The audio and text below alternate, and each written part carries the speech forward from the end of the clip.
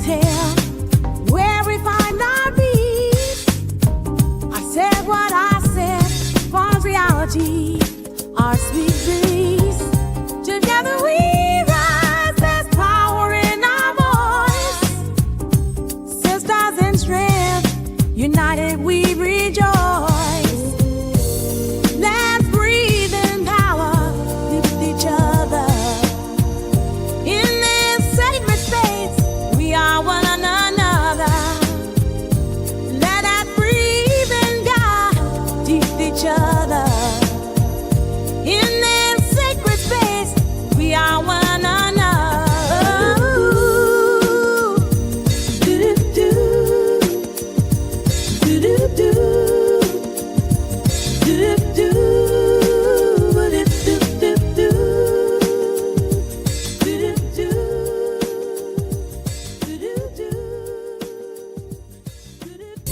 Ready to exhale, where we find our peace. I said what I said, forms reality, our sweet breeze. Together we rise, there's power in our voice. Sisters in strength, united we rejoice. Let's breathe in power with each other. In this sacred space, we are one another. Let us breathe in God, teach each other. In this sacred space, we are one another.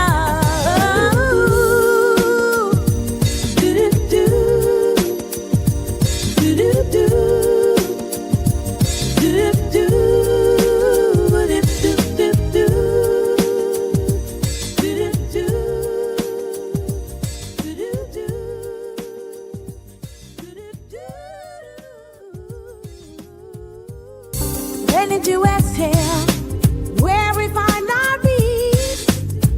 I said what I said, forms reality, our sweet breeze. Together we rise, there's power in our voice. Sisters in strength, united we rejoice. Let's breathe in power with each other.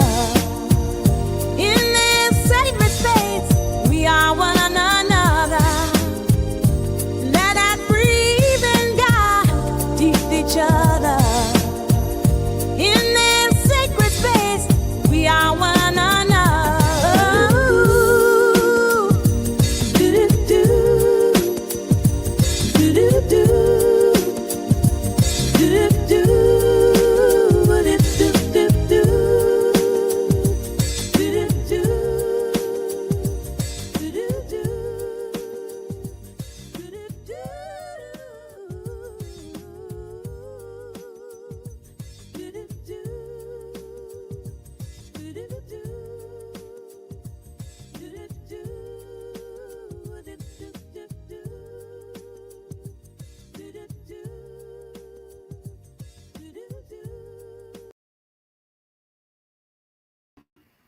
Welcome, welcome, welcome, everybody.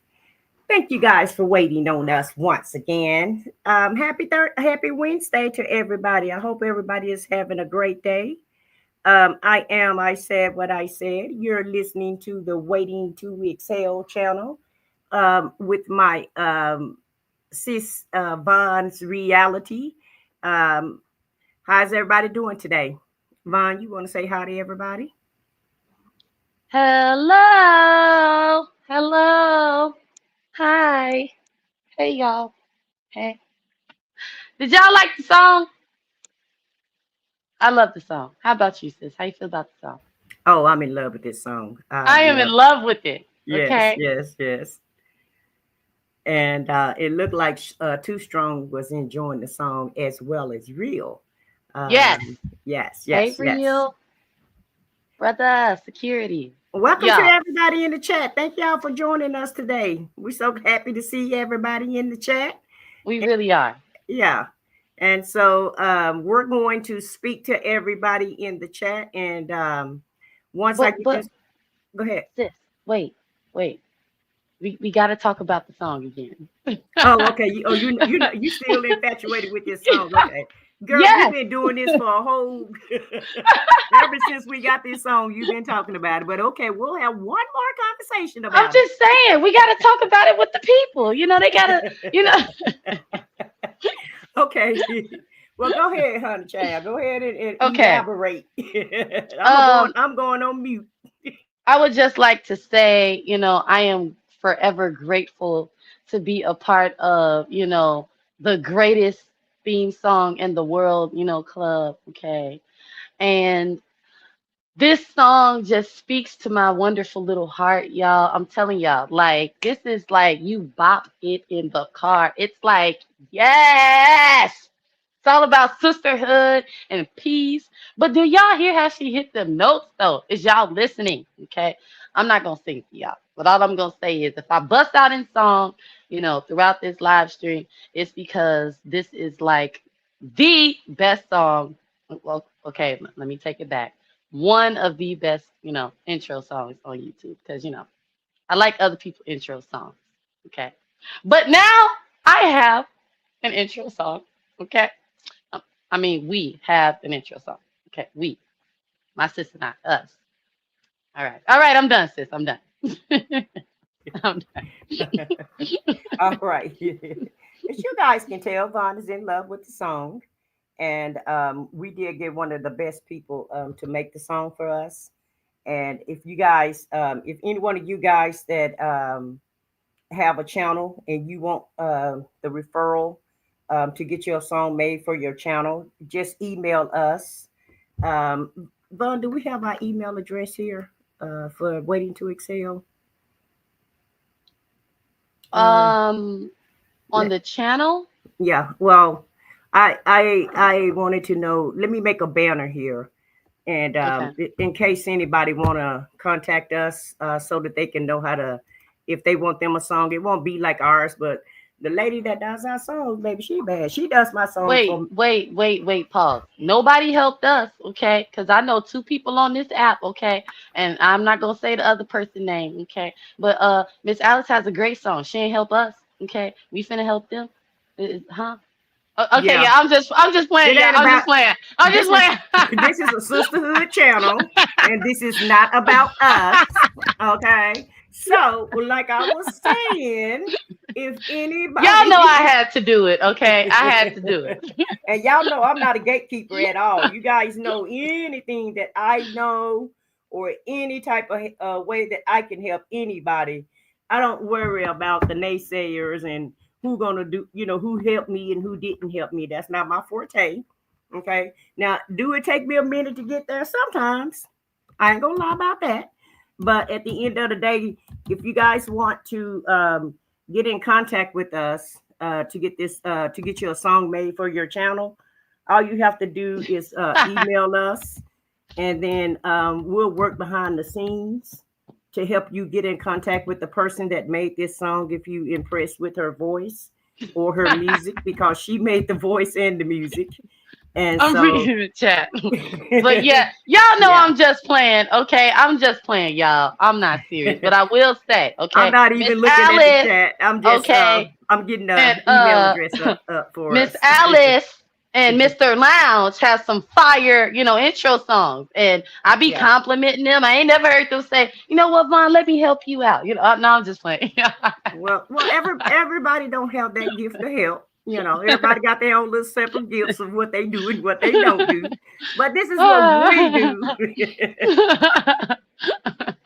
All right, y'all. Miss Mimi say that is not empowering. Okay, let me stop playing. Mhm. Mhm. But no, Mhm. seriously, y'all, I'm so excited, and the song is so nice, y'all. Like I am in love, and I feel like this lady deserves a hug. Like for real, I am in love with it. All right, and what real say? Okay, yeah. So, all right, I don't. What's this? Yeah, you don't want to start. Oh yeah, yeah. Don't forget to hit the like button on y'all way in. Okay, don't forget to do that. All right. Yeah. Maybe if I put this banner up behind us, maybe that'll help young Vaughn remember what the channel is about. Okay. And so once again, you're welcome, Alice. I can't help myself because that's just who I am. I'm not a selfish person. I admit I'm a stubborn person. But once I get there, baby, you guess what? I'm there. So I'm all in once I decide. Once I make my mind up and decide that I'm gonna help you out, you can rest assured you're gonna get at least 110% out of I said what I said. Now, young Vaughn, we're gonna continue to work on her, okay? Oh But yeah. she's gonna get there though, because it's not good to be a gatekeeper. Okay, good things happen when you bless somebody else. You get blessed. Um, Let me see. Did I do this right? Waiting to exhale. 30. Let me make an update because it's at gmail.com and I just put gmail.com. So let me update this. But I was Make sure always you I was you always told, what? if you got your hand closed, nothing can come in and nothing can go out. Sis, you Okay. still on that? No, Yes, no. I am. Oh, yes, ma'am, I am. Oh, yes, ma'am, I am still on that. Because at the end of the day, I want to make sure that we get this right. Okay, look, I'm not gonna troll too much because I don't want my big sis take me so seriously, y'all. My goodness. But Right, look, we right. gonna make sure you lowercase the G, because some Oh, people okay. don't know that, when they type an email out. I know I used to be one of them. Okay, that you got to It type don't the really email matter out. because it's email, Mm, so it won't matter. It'll still yeah. click it on there or what have you.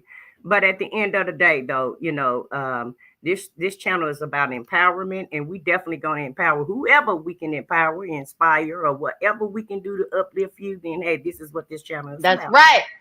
And so once again, if your hand closed up, no blessings can go in and no blessings can go out. Okay. Nothing can come in, That's nothing can right. come out. So you got to always keep your hand wide open. And it's nothing wrong with helping people out. Okay. Because in my experience and in my opinion, the more you help, the more you give, the more you receive. And don't just give just so that you can receive a blessing, but just give because your heart wants to give. Okay, just have that type of heart. And so, like I said, I want to go through the chat here, and I want to speak to everybody, and then we'll get this show started. Okay. So we have Alice, blessed child of God. Thank you for being here, Alice. We appreciate your presence. Happy Hi, Wednesday to Miss you, ma'am. Alice. Thanks for being here. And hey, Alice, guess what? Thanks for being a moderator. We appreciate you, sis. We really, really do. Hey, Mimi, happy Wednesday to you. Thank you for being here today. And thanks for moderating for us today.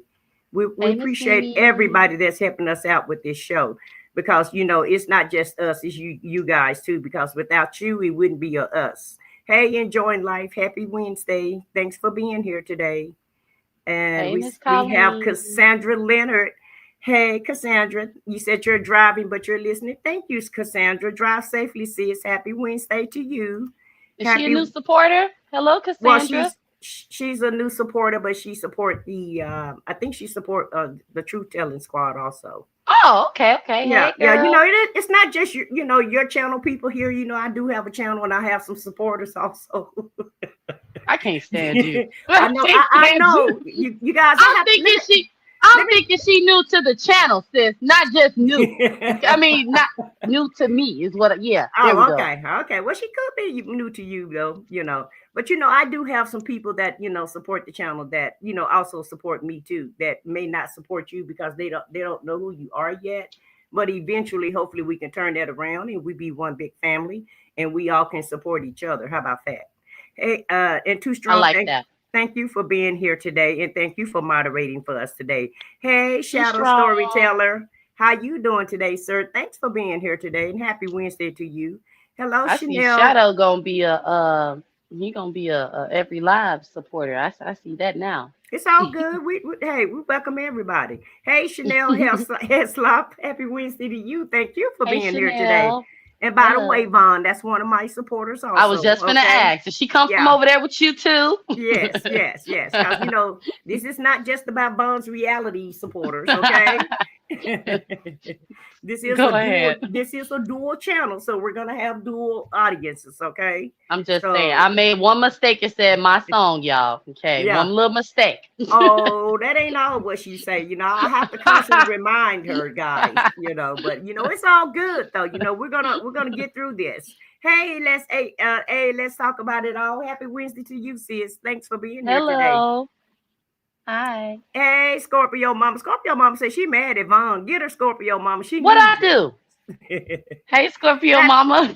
happy Wednesday, Scorpio mama. Make sure you get her. Okay. Hey, Real. He said, hey, I missed y'all on Monday. Hope all is well with We everyone. missed Real. you too. Yeah, Real. Where you been, Real? You said you was going to a banquet last week. Now this week you missing all week. So we need to talk, Real. We're gonna have to talk to you. Find out what's Yeah, really we need a going on. church meeting. Yeah, need a Well, family meeting. a family meeting for you, Mr. Real. Happy Wednesday, sir. Thank you for being here today. And I hope I didn't miss anybody in the chat. If I do, please charge it to my heart, to my head, and not my heart. Hey, get it together, wellness. Thanks for being here. Happy Wednesday. She said, I'm in a meeting, wanted to hit the thumbs up and show some love. Well, we'll appreciate that. Thank you, Hey, Miss wellness. Wanda. And Vaughn is being disrespectful and calling her by her real name, by her other What? name, but I'm going to call her Huh? by her channel name, Get It Together Wellness. Right. Disrespectful. You trolling. Hey, Jay Blake, happy Wednesday, sis. Happy to see you here today. Thanks for being here.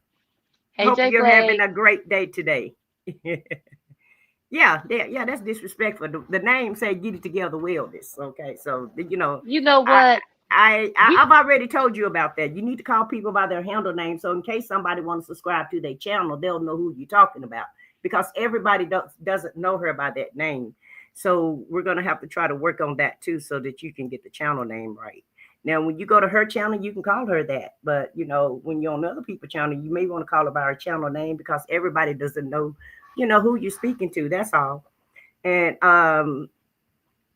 that's the most important reason. And I'm always telling you about branding. Branding is very important, very very important, because when you brand things, people will understand and know that that's you who's speaking, and they'll know exactly who you're talking about when you brand. And so today, even though we don't act like we're getting along today, but this is how me and Vaughn do. This is how getting along. Okay, guys. We troll each other and we have a good time when we're talking together. But today's show is going to be about sisterhood versus competition and lifting each other up. Vaughn, did you want to elaborate on that title? no. I'm gonna wait for the talking points. Okay, you're gonna wait for the talking points. Okay, fine. But I thought this was a great show to do today because so many times in life, um, you can be with your friends, and sometimes your family is considered one of your friends, like it is in my case, because a couple of my best friends are also my family members, and Mm-hmm. so I can wholeheartedly relate to this topic because a lot of times we be in competition with each other as women. I don't know what the men do and how they, compete with one another, if they compete with one another at all, which I wholeheartedly believe that they do with the bragging and stuff that they do. But as far as women go, I know a lot about that because I'm a woman.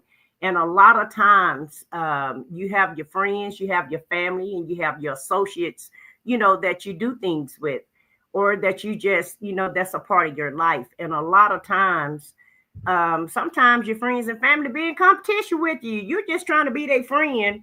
And a lot of times you don't even realize, that people say that they are your friend, but in secret, they be in competition with you.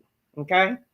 And so, whenever you do get that revelation, sometimes it can be very heartbreaking, if you're the type of person that really do truly love your friend. And I actually had to experience some of that once I retired, because when I was working, I never really paid my friends and family any attention, up close and personal like that. Yeah, I talked with them. Yeah, we went places. Yeah, we did things, and so on and so forth. Right. But Mm-hmm. a lot of times when you get a lot of time on your hands, and sometimes that could be, detrimental to you. When you get too much time on your hand, a lot of times it gets you to thinking about things that you shouldn't be thinking about. But I just kind of found out, who really was my friend and who really was in competition with me that called themselves my friend. Okay. And a lot of times, when you're busy, you don't pay that type of, you don't pay that type of thing of an attention. But then once you get some time on your hands, it gives you time to reflect and think things over. And you come to it comes to find out that sometimes a person that you think is your friend is really in secret competition with you, and it shouldn't be that way. As sisters, as friends, and as associates of each other, we should all want to help each other along the way. We should always try to lift each other up and just have a sisterhood. And I think that's one thing that's missing in today's time. um we talk about today's time as if it's something new, but in the Bible, in Ecclesiastics, it tells us there's nothing new under the sun. So I guess this type of thing have always went on, but a lot of times you just haven't took the time to reflect on it, or either took the time to even look at it. But in life, sometimes it's very hurtful when you try to be a friend to somebody, and you find out that your friend is actually talking about you behind your back. Okay. And that does happen a lot in life. So if you got a friend and you really truly know that that's your friend, hold on real, real, real, real, real tight, because that's few and far in between in this day and time, in my opinion. A lot of people are just like social media; they're fake, because when you're looking at social media, you can be any and everything that you want to be on social media, right? You're behind a keyboard, you're behind an avatar, and you can present to the world whatever it is that you want to present. You can present yourself however you want to present yourself, and be whoever you want to be once you're online. But when you get away from that keyboard, sometimes it's a different story. And so that's really what I wanted to say about the subject today. And one more thing about the competition: there's no reason to be in competition with your fellow sister. Okay, like I said, to me, it's better to be friends to someone, to try to help lift them up, because when you lift somebody else up, guess what? You get lifted up yourself. And like I said before, it's better to be a blessing to somebody rather than be a hindrance to somebody. Okay. And so that's what I want to say about that. You sure you don't have anything to elaborate about that, Vaughn, before we get started? Mm-mm. No? Okay. So let me just go ahead and present our first slide, and then we'll just talk about that. Okay. So our first slide is saying lifting each other up. Sisterhood is about solidarity, not rivalry. While society often pit women against each other through beauty standards, workplace hierarchies, or scarcity mindsets, true sisterhood flips the script. It's about collaboration over comparison, support over sabotage, and celebration over competition, which is everything that I just talked about. So, what do you have to say about that, Vaughn? Because I've been doing a lot of talking, and I really want to hear I what you have to say about it. I said, are you listening to me today? Because I said I was gonna wait till the talking points. We at the talking points now. Okay. So what I have to say about that is I agree with this definition of what sisterhood is. Um, I view sisterhood as not only like, I'm my sister's keeper, but to uplift each other, compliment each other, you know, um, really to work together, whether it's like in, I guess you can say business, or just like being a part of the village, like if your, sister is going through something, and I'm only saying sister because, we're talking about sisterhood. But like if your friend, or, your female relative is going through something, you're there for them, support. And you're Mm-hmm. not, like, you're not there to relish in their, lack thereof. You're there to be like, no, you got this. Mm-hmm. And I feel like, with the whole competing thing, I gotta be honest, I've found myself in probably one, friendship like that, like for real, that I can honestly say it was definitely competition on both ends, because Mm-hmm. of some of the like conversations we had about, like like when we would get into it and then we would talk and like we laughed it off. And keep in mind, we were really, I ain't gonna say we were really young, but we were in our early 20s. Mm-hmm. And, you know, I didn't really see an issue with it until like the, I guess you can say I actually achieved something, which was getting married. And to me, you know, yeah, it was the best thing in the world, but it's like people started talking different. Like, oh, you know, you have a husband, and you know, it was like I kind of started to realize it then that your, you know, your friends be or family be in real competition with you because after I got married, my friend said, you know, well, I'm just like she started saying the weird stuff, y'all. I'm just a baby mama now, and it was like, what? Mm. You're Wow. just a baby.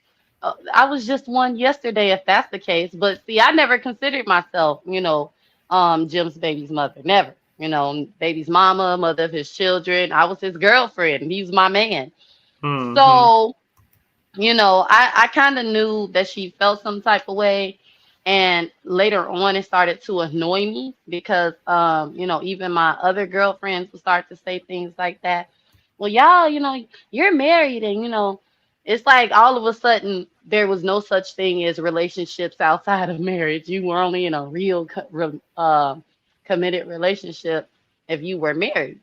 Mm-hmm. And it didn't make me feel good at all. It actually made me cringe because, like I said, I realized, you know, my friends, you know, were kind of, you know, in my opinion, some it was just healthy competition. You know, some people just, you know, really wanted to be married. You know, Lord bless their wonderful souls. Okay. Mm-hmm. But yeah, that's pretty much all I got as far as, you know, knowing like or even realizing, you know, on I'm gonna say a good and bad level because of course I've had worse and we're gonna talk about that. Okay. Mm-hmm. But if I could pinpoint, you know, things that have actually been said to me that was just like mind blowing, that was one of them. Okay. Yeah. Mm-hmm. Now, isn't that interesting that someone would be jealous of you because you're getting married? Because a lot of times in life, you're just going through your life, you're just doing what you do, and you never even consider or think about other people are looking at you and saying, "Oh, I wish I had that," or "I wish I had this." And so you're absolutely right about that because you kind of took me back down memory lane when you said that line because I do remember one of my family members said the exact same. They didn't say the exact same thing to me, but they told me that they were jealous of me because I had a husband and a child. And I'm like, well, girl, you know what? I'll trade shoes with you any day because I may make it look easy. It's not as easy as you think it is. And a lot of times people are on the outside looking in, thinking that you have this wonderful life and they really don't understand the concepts of marriage. They don't understand the work that you have to do when you're married. And they don't understand the mental that it takes on, that takes hold of you of trying to be married. Because let's just keep it real. It's not easy to live with another person. It's not easy to compromise. And that's what marriage is about. You have to compromise in marriage. And a lot of times it's not even easy just to listen to what your husband have to say, because a lot of men, they pound their chest and they're the man and they're in charge and you have to listen to them. Some men are in that mindset, and that's not a very easy task to do. And then if you throw some kids in the mix and don't have a job, you got a very complicated life. And I don't think people really understand the intricacies that goes on with being married. It's not just I got this life and I have this family and I have these kids and these husbands. You have to do a lot of work to be married, and then you have to do more work to stay married. Okay, because it's one thing to get married, but you also have to stay married. And I feel like that's a very I guess I can say that because I'm kind of biased because I've been married a time or three, right? So I guess it's very easy for me to say that is crazy to be jealous of somebody that's getting married, seeing that I got Mm-hmm. married so many times. And some people have, haven't gotten married, not even one time. But at the end of the day, Oh, I know folks hate you. well, child, I don't know because I don't pay them any attention. I can't get one husband and she didn't have it. Be like, dang, see, this is what Yeah, I be talking about. and I'm not gonna lie. I've had my share. I ain't gonna even lie. I had my share. But at the end of the day, I didn't ask nobody. They all ask me. So don't get. I'm just saying. But at the That's end of how the I day, be feeling. right. But at the end of the day, that's something to me. That's crazy to get mad at somebody about. That's stupid. In my opinion, that is stupid because never have once have I. I'm not married today. But am I jealous of Vaughn because she's married? No, ma'am. No, I know ma'am. she No, ain't sir. y'all. No, no. I still live my best life as I'm just as happy as being married as I am without being married. Because in life, you got to make sure that you make yourself happy. Because a spouse can't make you happy. You got to do that on your own. That's your job. And so you can't get mad and upset with somebody because they're married or because they're procreating, because that's what a lot of women are here for. Not every woman is going to procreate, but a lot of women are here to do that job. And so don't get mad, at someone because they have children, because guess what? That person is struggling. It's not an easy task to raise kids, especially from zero all the way up until they leave your house. And these days, Yeah, they don't leave your house until they almost get 30 now. They used to leave, 16, 17, and 18. That ain't happening too much no more. So today's mothers, it's a possibility that their kids gonna stay home till they get 35 and 40. That's what I'm looking at these days. So the job I is don't never think I'll done. mind that. But I will say yes, there are Yeah, even people who are jealous of you for having children, which in my opinion right, sucks because right. but I will say I have learned just not to talk so much and not to overshare because I know someone who found out they couldn't, have children. And during this time when they found out, I was also going through something, in my life. And it was said to me, you know, um, it's people like you, who don't even want their children. And people like me, who, I did the right thing. I got married, Wait, first hold and, on. Hold on. What did you say? Is what? people like who don't want their kids? Yeah, because I was venting my frustrations with my whole life and Mm-hmm. not just, it wasn't like, it was just like, and I always have to be there for somebody. I'm gonna be honest about what it was that I said, and mothers in the chat and non-mothers in the chat can, tell me if I'm wrong or not. Mm-hmm. But in my own opinion, I wasn't saying that I hate my children or I'm mad that I had them. I was just, venting like, Yeah. at the time I was at the end of my 20s and I guess you can say I was kind of having an early midlife crisis and well, I ain't gonna say midlife, so I'm gonna say an early life crisis. I was Mm-hmm. like, man, I wasted my 20s, late, and these are my exact words. Okay, so judge if you like. I don't really care because I know what I was doing and how I got pregnant. Okay, I Mm-hmm. said, I wasted my 20s, laying on my back, giving birth, and laying down for a man. Like this is what I said. And, I just feel like, what about me? What about Keith Bond? Mm-hmm. And, this person said, it's people like you, who don't even want their children, Whoa. and I did it the right way and I got married first and I can't and I I have a good job and I'm not struggling because yes y'all I was struggling at the end of my early 20s, well I mean not early 20s, late 20s. Mm-hmm. And I was just in my opinion venting.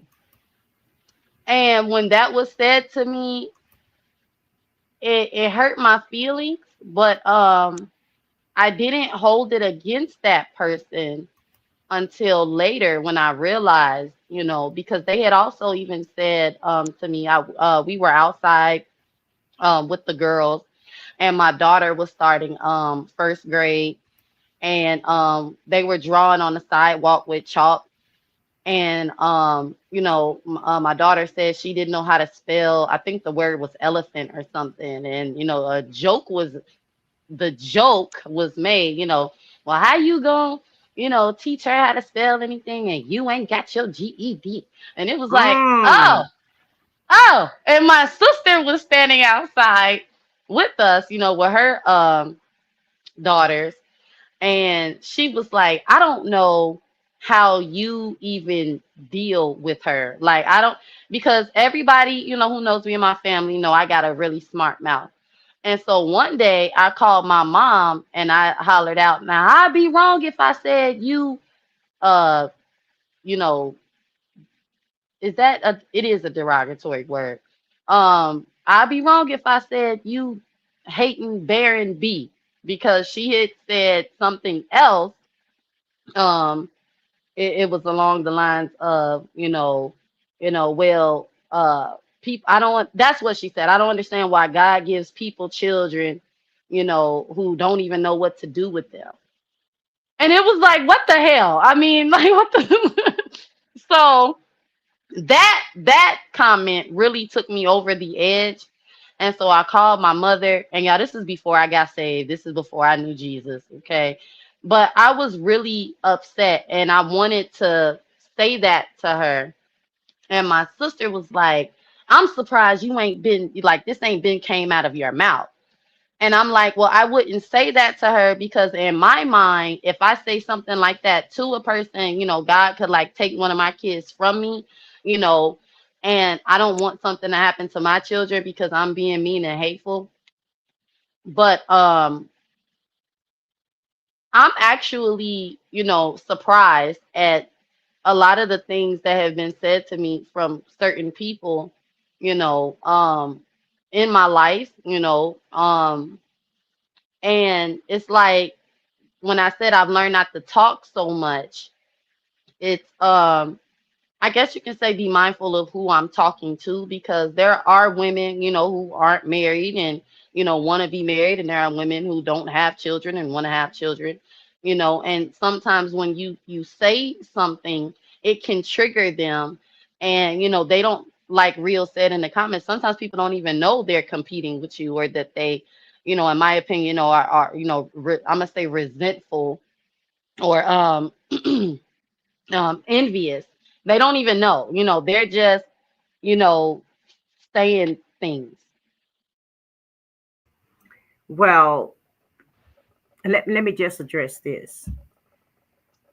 What's for you is for you, and what's for them is for them. Like I said, everybody is not meant to be a mother.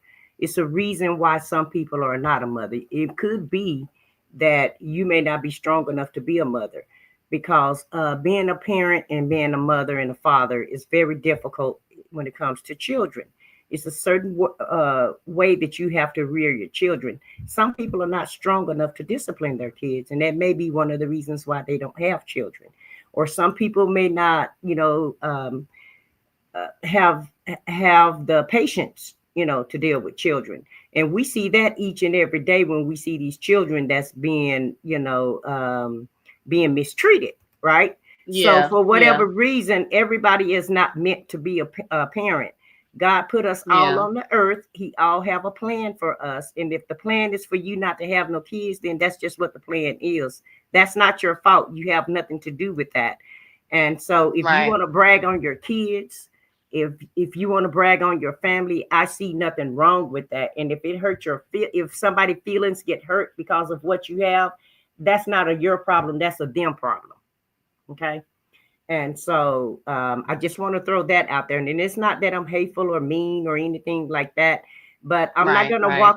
I'm not gonna walk on eggshells uh, when I'm having a conversation with somebody just because they don't have the things that I don't have, that I have, because vice versa.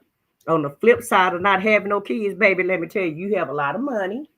Okay. You got a lot of free time. A lot of free time. you Okay, get good sleep. you get a lot of good sleep. You And get you a can lot of do it rest. all times of the day. Ain't got to worry about nobody knocking on the door, mommy, daddy. Okay, You what don't have y'all to do? get No, I'm up. just playing. You don't have to. You have less work to do because you don't have to get Yes. up and get anybody dressed. You're not the overseer over anybody other than yourself. So there are That's pros right. and cons of being a parent. And if that's something that pulls at you, or you're wrestling with, then I wholeheartedly advise you to go get some assist, to try to get you a therapist and try to figure out Yes. why is it that you're so unhappy about not having children. But everybody is not put on the earth to procreate, and everybody um have a different reason of why God put them here. So that's really not your issue. Hmm. That's their issue. But let's move on though, because in this definition here, um, it says that society pit us against each other for beauty standards, workplace hierarchies, and Hmm. scarcity mindsets. And so I've had that problem, and I'm not tooting my own horn or what have you. But people get mad at you because they feel like you're more attractive than they are, you know. And so and I just say to people, look, I didn't make Yes. me. I have nothing to do with how I got here. If you have a problem or issue with how I look or how I talk, or any issue you have about me, then I suggest you talk to Jesus about it, because I had nothing to do with any of it. Okay.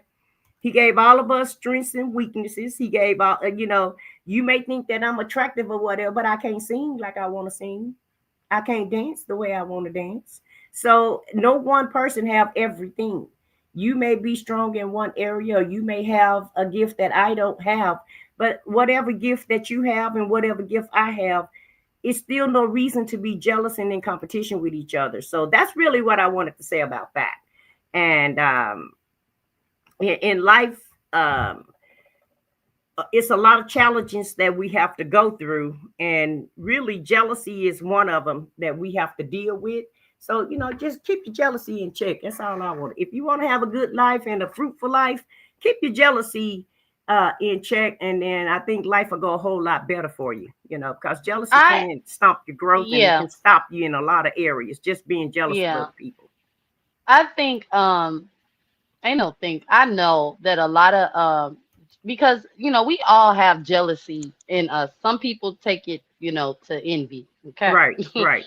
So how I feel is when you focus more and you're grateful for what you have and you count your own blessings and you're not so focused on what other people are being blessed with and you don't focus on what you lack, I feel that that helps wonders Mm-hmm. because although I have children and a husband, like I told y'all last time, sometimes I feel that little insecurity kick in when I'm around certain people like my aunts or people who have like degrees and they won't even be taught like the sub the attention or whatever spotlight won't even be on me, but they will say something and I will think to myself, maybe if I finish school, I would be on their level.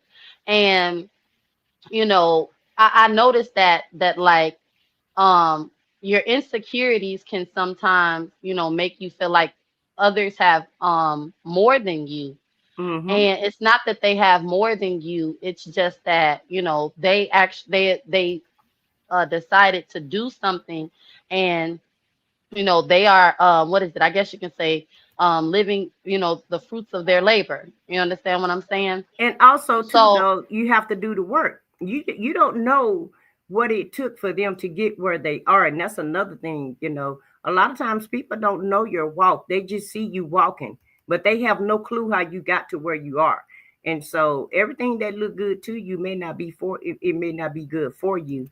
And a lot of times, it's a lot of work that has to be done to get some of these accomplishments. But let me just do this, Bond. Hey, Shanice, thank you for coming in. Happy Wednesday to you. We had Shay B to come in. Happy Wednesday to you, Shay B, and thanks for being here. And there was one more person that came in. I said I wasn't going to forget to speak to, that came in a chat while we were talking. And I wanted to give them a shout out. And I don't remember who it was, but we want to try to speak to the entire audience. And I just didn't want to interrupt you, Vaughn, when you were speaking. But yeah, we had a couple of people to come into the chat, And thank you guys for joining us. We appreciate your presence. And please hit the like button. Oh, X Complicated. She says she's driving, but she's listening. Thanks for being here, sis. And happy Wednesday to you. But yeah, like I was saying though, you may look at people and say, yeah, I want, they got this and they got that or whatever, but it's a lot of hard work. Hey, sweet Rita, Miss Boogie Down. Happy Wednesday, ladies. Um, sometimes people are in places in life because they've done the work. And it wasn't an easy journey. I told you guys last week, Mm-hmm. it took me 20 years to get my degree. And just because a person have a degree doesn't make them better or smarter than you. It just means they took the time out to do, to go to school. That's basically what that means to me. And Mm-hmm. you can't compare your life to anybody else's life because having kids to me is not that's one of the hardest jobs in the world to have, in my opinion, is to have a child. Okay. Mm-hmm.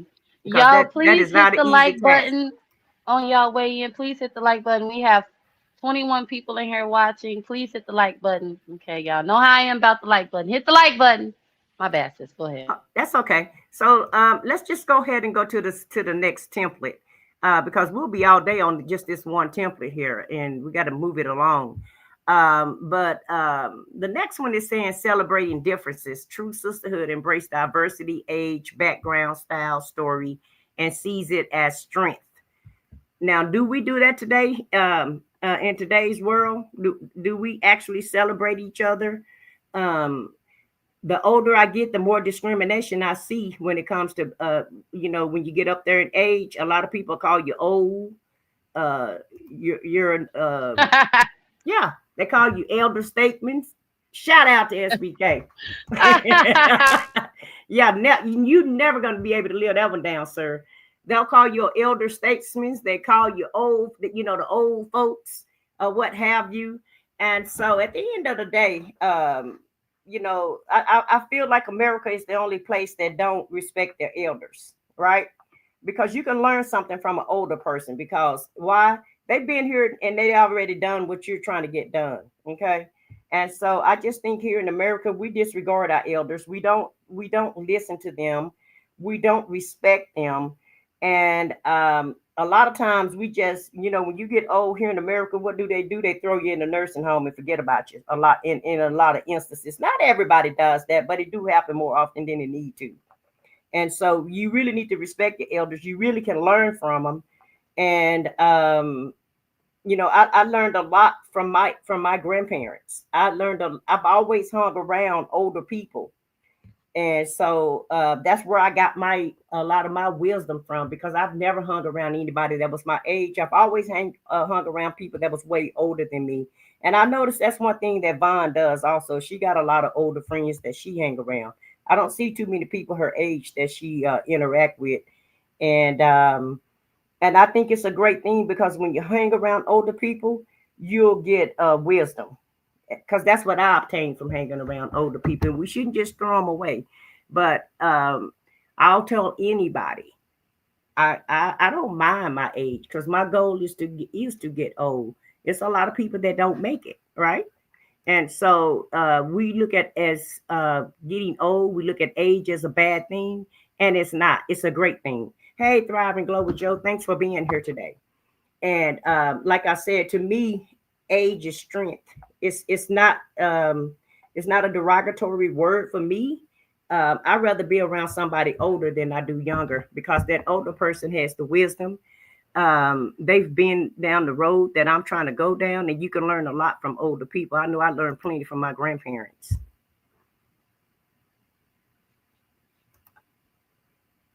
Yvonne, I'll let you talk.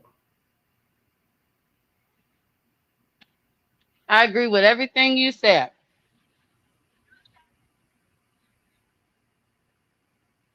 That's it. My bad, y'all. Today is my kids' first day of school, and they got out early. I actually forgot they were getting out early. Oh, okay. So my bad, y'all. But yes, I agree with everything you said about, the this generation not really respecting the elders. Even though I think I show great respect, but you call Mhm. it disrespect, for calling folks Miss, and Wanda. But anyway, okay. I really do think that um you can learn a lot from, the no the elder statesmen. um I've I've learned a lot from my grand mothers. I will be honest and say I have not always listened to them. But being in my 30s and having, especially once I started having my kids, y'all, I really wish I would have listened to them more because they make jokes and they troll. I'm all, you getting back what you gave to us. You know what I'm saying?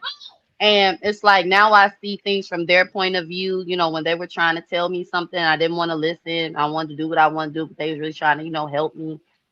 But I listen to them now more than ever because now I see that in the past, when I was just doing what I wanted to do, that they weren't trying to keep me from having fun or, keep me from, and I used to be like, man, they so boring. That's what I say, man, like they boring, they so uptight, they need to loosen up.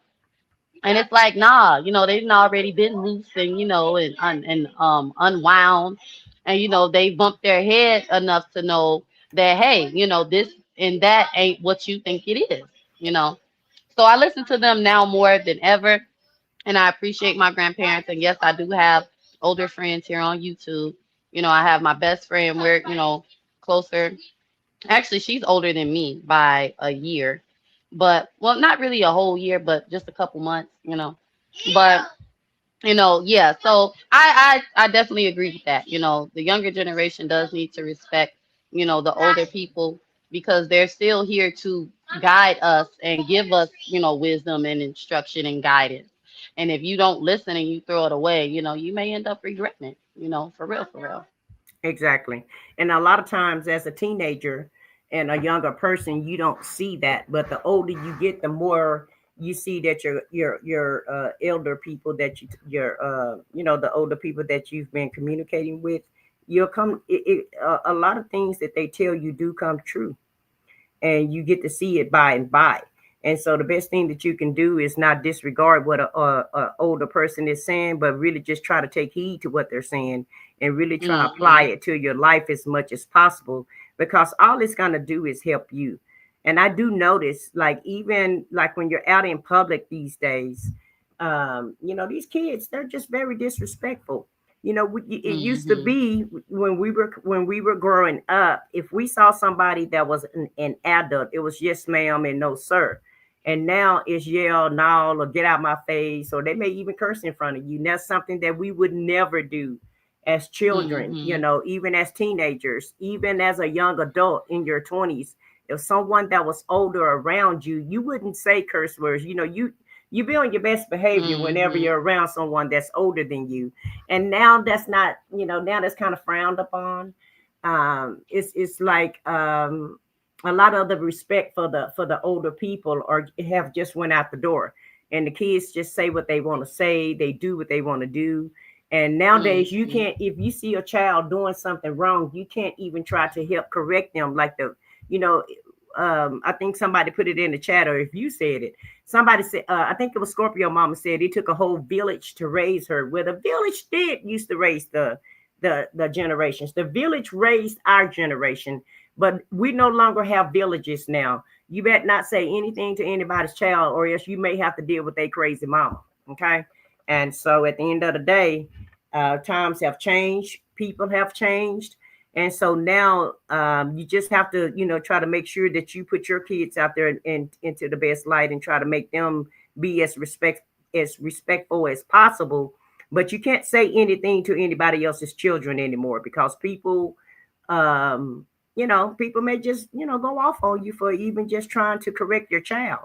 Even if they see your child doing something wrong or whatever, they have to just let your child do something wrong. I know you guys saw the video where those three kids was in Walgreens, and they were robbing the store, and they were just cursing out the lady, telling her about what they was going to do. And they was the funniest thing is they were in pajamas. Like, how y'all going to rob the store in some pajamas and house coats? They had pajamas and house coats on, and they were just cursing the lady that was checking out the at the checkout stand. They were cursing her out, telling her how about she's gonna have to open up this door and how they was gonna kick her, what, and do this and do that. And I don't know this for sure, but it's a possibility because it's happened in the past. The parents could have possibly even sent the kids in the store to do what they were doing because that's what kind of energy some parents are on now. And so, like I said, times have changed and people have changed. So now all you can do is just make sure you raise your kids right and try to do the best you can with your children. But it's just not a good ideal, to say anything to anybody else's children. Okay. Because there are no consequences anymore. And if you try to go to somebody's home and tell them something that their kid did, you may even lose your life or get into a fight with the parents. So I don't like the times that we're in, but it is what it is. It's not my decision, to make. So let's just go ahead and go to the next slide. And you want to read that one, Vaughn, and start it out? From mentorship to emotional check ins, lifting each other up means showing up with love, curiosity, and respect. Are you still there? I read it. Oh, well, it kind of sounded like you went out, so I didn't know. And that's for the soulful support, guys. And are you going to elaborate first, or you want me to elaborate? um,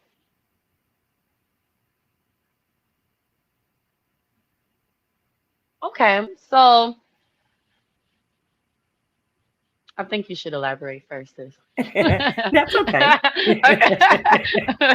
The elder statesman will step in for you. Yeah, I'm like mentorship. I only know about raising kids. I don't know about mentoring nobody. Well, mentorship is what you and I are doing right now. Okay. And all mentorship is an older person reaching back and just trying to help guide a younger person to try to help them not make some of the same mistakes that they made. It's not that this older person is smarter than you or is a rocket scientist or anything. All it is just being there for someone who want guidance, who want to try to do things the right way. And it's a lot of lost kids that need mentors these days. So being a mentor is a way of is a way of supporting people. And when you mentor somebody, you can help them with their emotional, you can help them with their emotional mental state, because it's a lot of people have a lot of issues, and a lot of them are not even going to therapy to get any assistance, right? But if you got somebody that's mentoring you, or somebody that you look, and really it's just somebody that you look up to and that you hang out with, and that and possibly can give you some direction, or give you some offer you some assistance with how you're doing things, because a lot of times you'll say a lot of times young people have questions that they don't have the answers to, and they may not feel they may not feel comfortable with bringing that to their parents or to their family members. And so that's where a mentor will come in at. And some people don't even have family that need guidance, and when I think of mentorship, I also look at business also, because there's some people that's striving to be an entrepreneur. And so you'll need somebody to help you help walk you down that path, to help you get on the right path of doing whatever type of business that you're doing. So say, for instance, if you want to get into technology, then you want to get with somebody like Shadow, who knows a lot about technology, and that can show you the ropes, that can show you how to use AI, or that can show you how to make videos, and so on and so forth. So basically, that's all that is. And a lot of times, like I said, people deal with real life problems, and they don't want to go to their family. So if you have a mentor, you can call them. It's almost like a sponsor for people that's on drugs and alcohol, right? Because they have what they call a sponsor when they get in trouble, or when they feel like they're going to fall off, when fall off, or maybe feel like taking that next drink or taking that next pill or what have you. They can call their sponsor, and their sponsor can talk them out of that. So to me, a mentor can mean several different things. They can help guide you in life. So It's kind of like a sponsor and a life coach all in one. And it's good to be a mentor to the younger generation because you're actually giving back. But if you want to be a mentor, the person that's seeking the mentorship have to want the training. I can't mentor you if you're going to be hard headed and not listen to what I say. And I'm not talking about you. I'm just giving, I'm just talking in third person. No one can mentor anybody that's going to be stubborn and don't want to learn. You have to want to learn, and you have to want to do better in life if somebody is just even helping you guide your life, right? And so the main thing that a mentor does is lift that person up and try to put that person on the right track.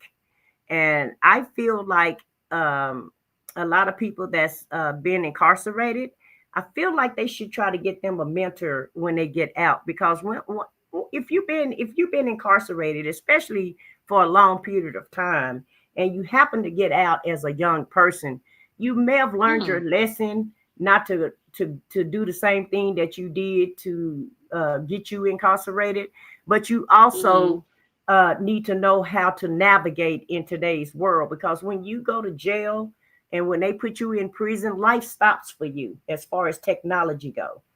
A lot of times when Hmm. people get out of jail, they don't know how to operate in society, because everything has, they're kind of left behind when it comes to technology and education and training and all of that. So I really feel like people that went to jail, that stay in there for at least 5 years or more, I feel like they really should try to get a mentor, somebody to try, just to hold their hand and to lift them up and, try to show them a different path in life.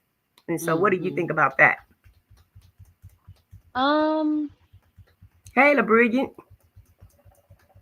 I feel like a mentor, you know, actually my mother is my mentor now that I think about it, and Mm-hmm. in my faith. Um she um she I guess you can say is yeah, she's my mentor with my spiritual, journey.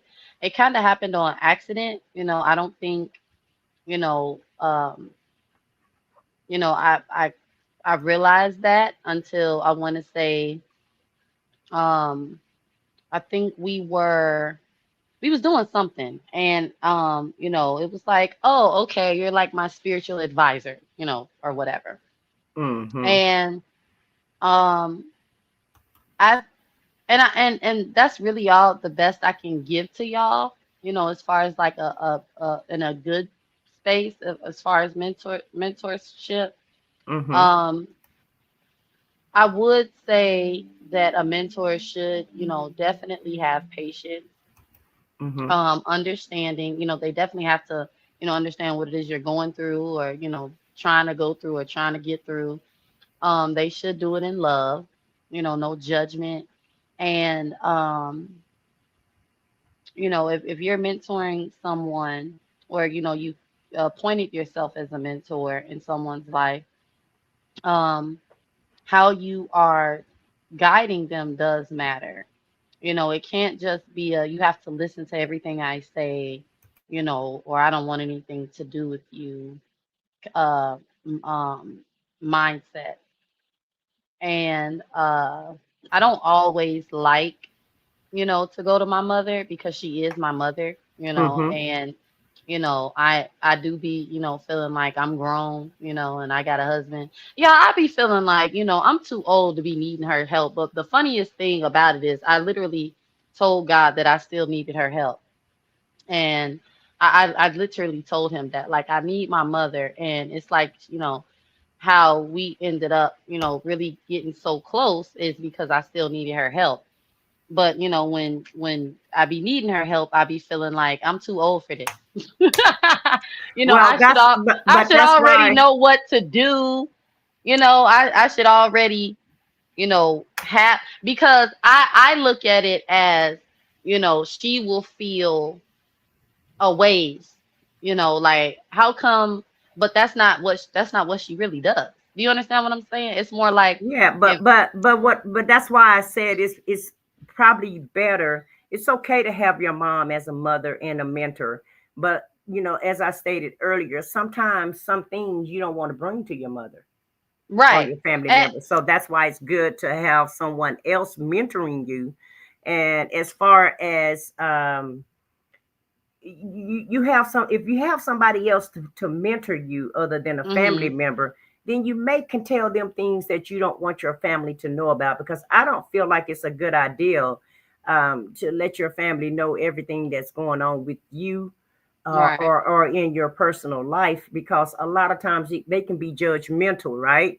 So they're Right. gonna show up with love and a lot of curiosity, and they'll respect you, but I just don't feel like you'll get the same guidance that you would get from someone that's not that deep into your family. And like I said, your mom, everybody mother, in most cases, the mothers that's really mothering, that's really a real Yeah. mom. That's our first mentor.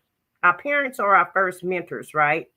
And Yeah. so that's why I say it's a good idea, to go outside the family to find somebody else to help mentor you, because you Yeah. never know what another person on the outside looking in can offer you, right? You never know Well, what yeah, that person has. yeah, I was using her as an example because I'm thinking like, well, who is my mentor or who would I say? And I had to think about it for a second. I'm like I said, Mm-hmm. for my, well, this is how her and I feel that, it's like I can't remember what we was doing and we just kind of realized like, wait a minute, we over here, fellow like really fellowshipping, in spirit, Mm-hmm. and she's my, like I said, I consider her my spiritual advisor. I still don't want to, honestly, I don't even think it's just that she's my mom, but I will say what really keeps me from being like, look, here's what's going on, is because she is my mom. But I know that I would be like that with really anybody. I'd be hesitant to say certain things because I really more so be judging myself. That's what I was trying to say. Like I be thinking Mm-hmm. I should. I'm 31. Like I'm big on this whole age thing, y'all, because I really didn't think I would see 30 or 31, and I love saying it out loud, and I just love being in my 30s. Mm-hmm. Um, so it's like I don't really be wanting, and I kind of like it that way because I've had some pretty bad experiences with people who were quote unquote, mentors and guidance and listening ears and somebody to, shoulder to cry on, and it just don't turn out too well. And I'm not saying that mentorship is a bad thing because I believe men actually have great foundations when it comes to mentoring ships. I feel like women, we, should be more, less judgy if I'm be keeping it all the way real. I feel like it'd be the women Mm-hmm. who, and when I say the women, I'm including myself, that really just don't be right. And I'm gonna keep it real and say I think I would be a great mentor, once, God, grants me that position, in someone's life. Because I really don't be caring, y'all. Okay, like real talk. Me either. I only thing I can honestly say I'll look at you crazy about is if it's like I really start to realize that you are the problem and you're not getting that. But I'm not gonna judge you for anything that you're really going through because in my mind, I've done, worse, even though people tell me I haven't. And truthfully, I feel like, we're all human and we're gonna do something. And I've kind of recognize that when my friends do come to me, for something, they'll be like, thank you. I didn't even look at it like that. And like I said, I've learned what to say and what not to say, whether it's on my end or on their end, because I might, say something and I'm not thinking anything of it, but you may take it to heart. You know what Mm-hmm. I'm saying? Yeah. And another thing I want to add is, I feel like when younger people are looking for guidance and help, I've heard people say on here, I'm not anybody's mother. I'm not this and that. And it's like, I'm not saying that you have to be someone's mom. I'm not saying you have to allow somebody to just drain you, of what you got going on.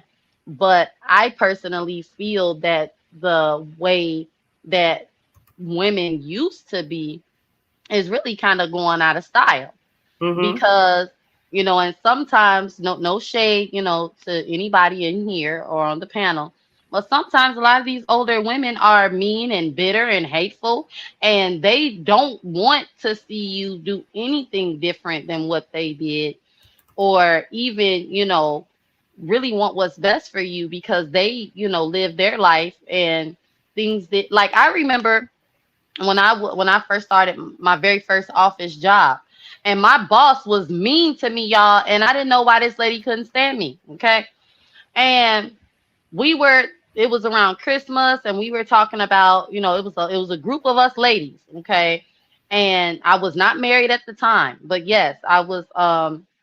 This is around the time I really decided I was gonna be Jim's girlfriend. Okay, and because he had asked me to be his girlfriend, and I was just like, nah, I don't know about that. But listen. So we were like, oh yeah, I bought my man this for Christmas. I bought my man that for Christmas. And we was just having a I guess you could say a jovial, conversation, like whatever. Okay. This lady was like, well, back in my yeah, she was looking at me. Mind you, everybody in the room was talking about, what they did for their man or their baby daddy or their husband. Okay. One of the ladies was married, one of them, hung up on her, child's father, and me and the other girl, because her and I were younger. Everybody else was, I want to say, in their late 20s, early 30s. Okay. And her and I was only like what, 19 and 20, because yeah, I think she was older than me too. But my point is, y'all, she looked at me and was like, back in my day, we didn't do stuff for men, they did stuff for us. And when a man got you buying him stuff, he don't really like you. And you know and I took it personal because it's like anytime I said something, even though everybody else could be saying it too, she always looking at me. And it was like, I get where you coming from, but and me and the other young lady were discussing it. It was like, well, it's not like he don't do stuff for us, or and it was just always, I don't need no, and this is why I ain't got no man. And because and it was just like, what are you talking about? Like, what? And now that I'm a little older, it's like I look back at that and I realize, we were all in some type of relationship. And, she didn't have a man or a husband, or, even a man that ain't her man. And it just seemed like she wanted to rain on our parade. And I feel like, some of these, older ladies, they will intentionally give you bad advice, or discourage you, out of getting married, out of having children, because they feel like, they wasted their whole life, or there is no, sunshine at the end of the tunnel. And and I just don't trust women like that. I just got to be honest. And I'm not saying that all older women are like that. I'm talking about some of them. It's some of them out here that just ain't trustworthy. And you will be going through something in your relationship, and they'll encourage you, to do stuff you ain't got no business. Or, they like, I could go on about this. Okay, I'm a hush. I feel like I'm talking too much, but I just feel like, No, no, you go ahead and speak a little bit more. I'm getting a very important. I gotta stay. I'm getting a call. Go ahead okay, and talk a little okay. more. Yeah, I just feel like, some, people will give you bad advice, knowing that, you know, and when I say give you bad advice, it's like they know what they're telling you is wrong, but they will encourage you to do it anyway, you know, and or they will that they will discourage you, out of doing something good for yourself, you know, and even when, like, y'all, I'm trying to figure out how to go into this without really going into it, but okay, yes, that's what I want to say. I just don't trust people the way I used to. And honestly, y'all, it's because I'm still learning to trust myself and not give, you know, my trust over to everybody, thinking that, just because, and I'm not saying I don't trust my mother, y'all. What I'm saying is, you know, I don't think I know what I'm saying. But all I'm trying to say is, you some people, who are older than you know, are just not always the best influences. You can think that they are, you know, but it's not true, is what I'm trying to say. You can you just have to be very careful. Okay, so for example, okay, I said my mother is my mentor, right? Now, what if my mom was a heavy influence on me, and she was mean, bitter, and angry. Okay. And I call her and I say, Mom, I'm really, and I don't want to be married. And she's like, yeah, see, I told you not to get married and, divorce him right now. You can do it all by yourself. You don't need no man. That's what I'm saying, y'all. Women like that who will encourage you to break up your family, okay? Encourage you to, let's say, I'm, already, stepping out on my spouse, right? And it's like, yeah, girl, yeah, I'll cover up for you. And I'm not saying you're a bad friend if you do that or have done that, because I have done it. However, okay, I will also tell you, look, you need to be careful because you might get caught. Okay. You might get in trouble with Jesus.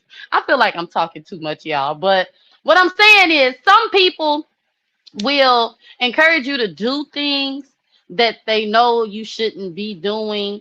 Like, let's say, I call, somebody, my mom, and say, I don't want to be a mom, and I want to leave my kids. And she said, yeah, leave them kids, girl. I wasted my whole life raising kids, and walk out the door, go live your best life. That's all I'm saying. You just gotta be careful who you take advice from. You know, you're like, you could tell your friend you want to go to school, and they say forget school. You've been working all this time. What you need a degree for, or you know, some people's advice isn't wise counsel, is what I'm trying to say.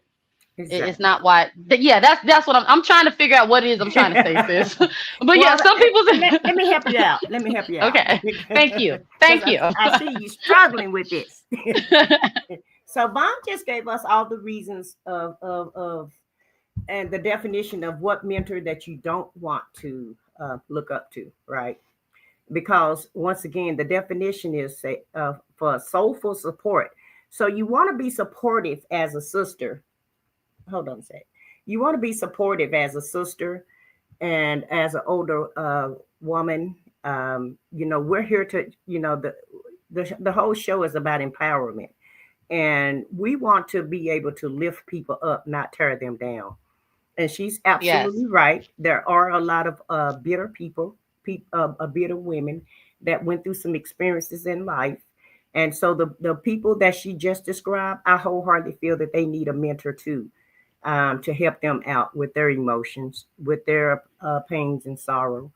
And because if you're going to be a mentor, you want to be able to lift people up with love. You want to be able to respect that person no matter what age they are, and you want to be yes, encouraging. You don't want to you don't want to discourage anybody to do anything.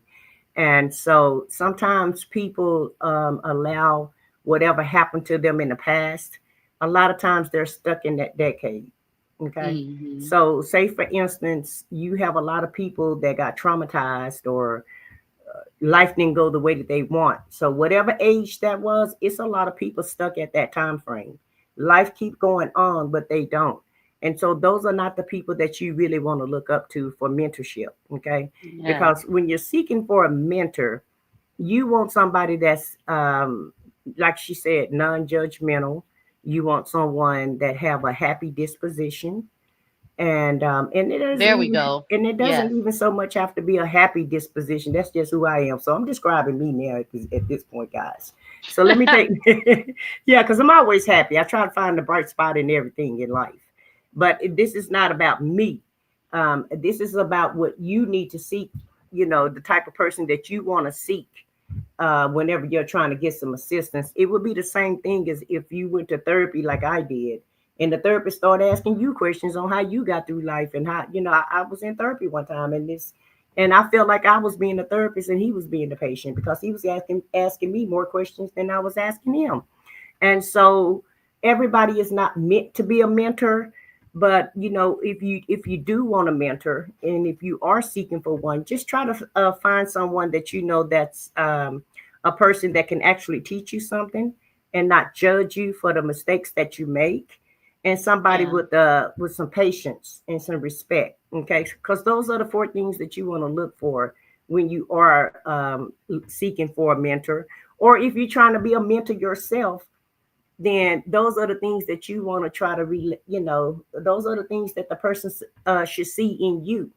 You can't be a mentor and be mean to people and judge them and be angry and Mhm. give them bitter and bad advice. That's not what a mentor is. A mentor is someone that's going to help you, Yeah. and that's going to love you through your faults. Okay, and be patient enough to wait for you to mature to the Yeah. age mature to be mature enough to understand what you're trying to teach them. And it's not a very fast paced process. Sometimes it takes years for some people to learn, or for some people to get the message, or what have you. The main thing that a mentor does is be an example, right? And Yeah, so, that's what I was gonna say. Yeah. okay, And it's not about control, because right. I never feel controlled by my mom. In fact, Mm-hmm. it's just like, I'm gonna give you this advice and you can take it or leave it. But I don't feel, because some people in bad mentorship, it's like you see that the person is being controlled, and and I just don't think that that's good. Or like, you can kind of see that the person is all, be like, that person just doesn't have their best interest, is how I look at it.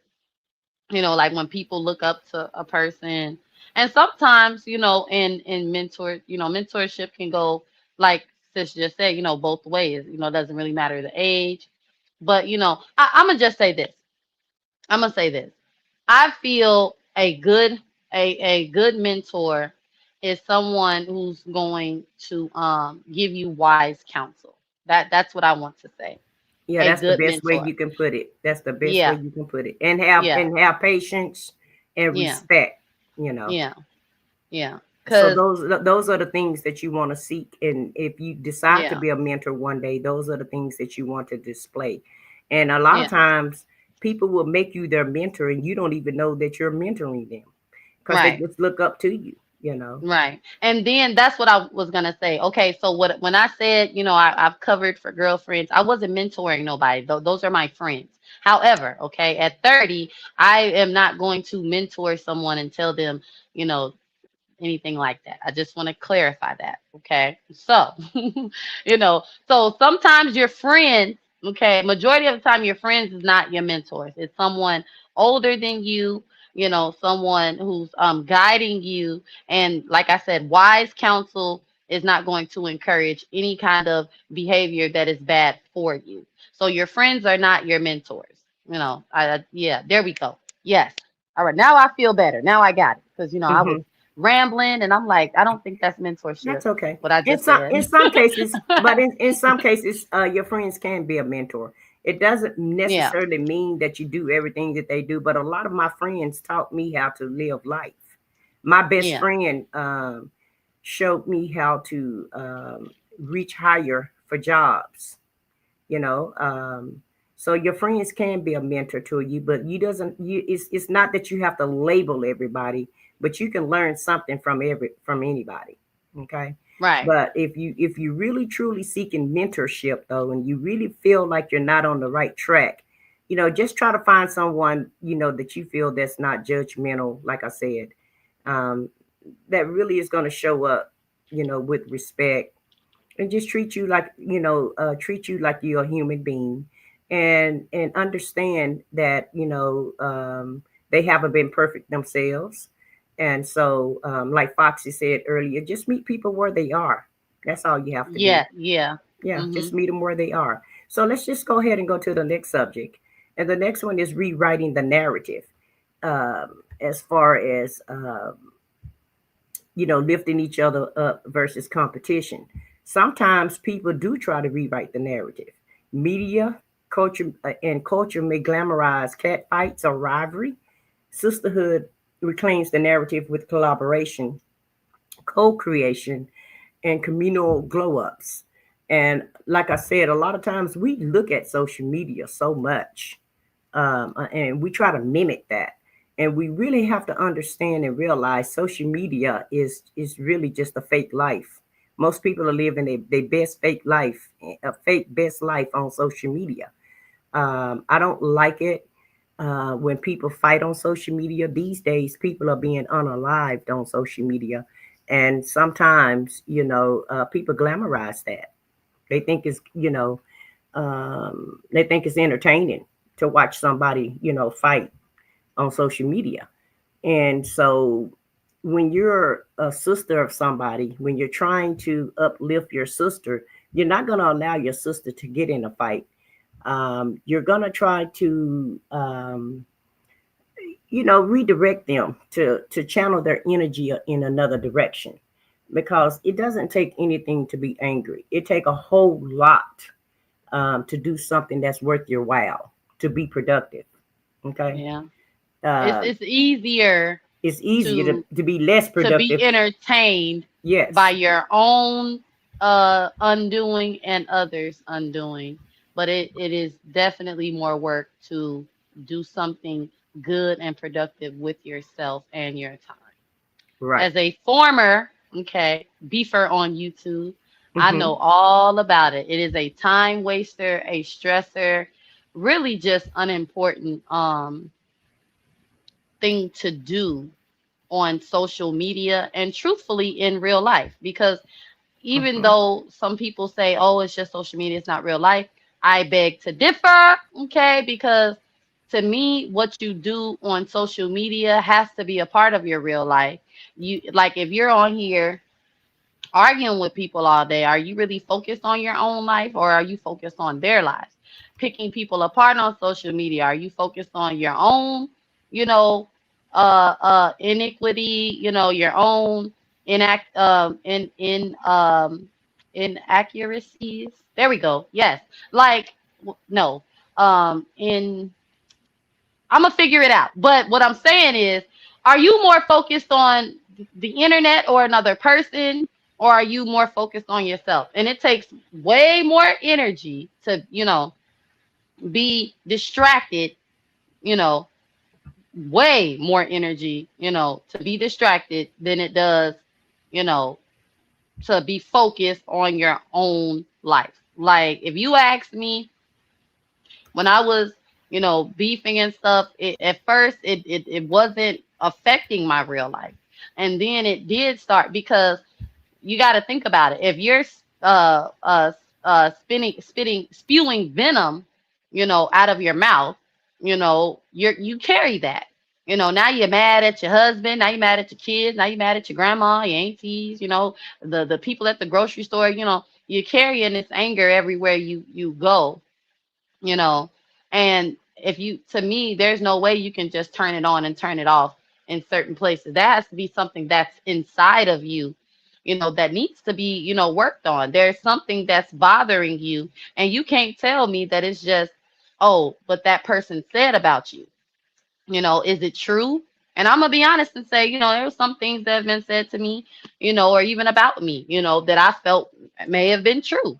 And, it may not have been true at all, but because, you know, I had and have some things to work on, what one was saying about me that was negative, pierced me.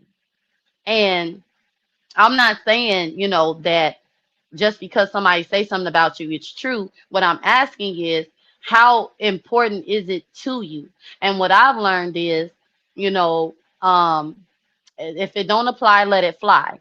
But if it's bothersome to you, you can go and fix it versus trying to control, the narrative, because, you can actually do nothing to someone at all, and they can still, decide to bother you in real life and on the internet. And I just think it just takes away from you. I really, I strongly believe that it takes away, like I said, from your time, your mental health, your physical health, your spiritual life, because some people believe, that, you can just be mean and hateful and there are no consequences. And I really just don't believe that.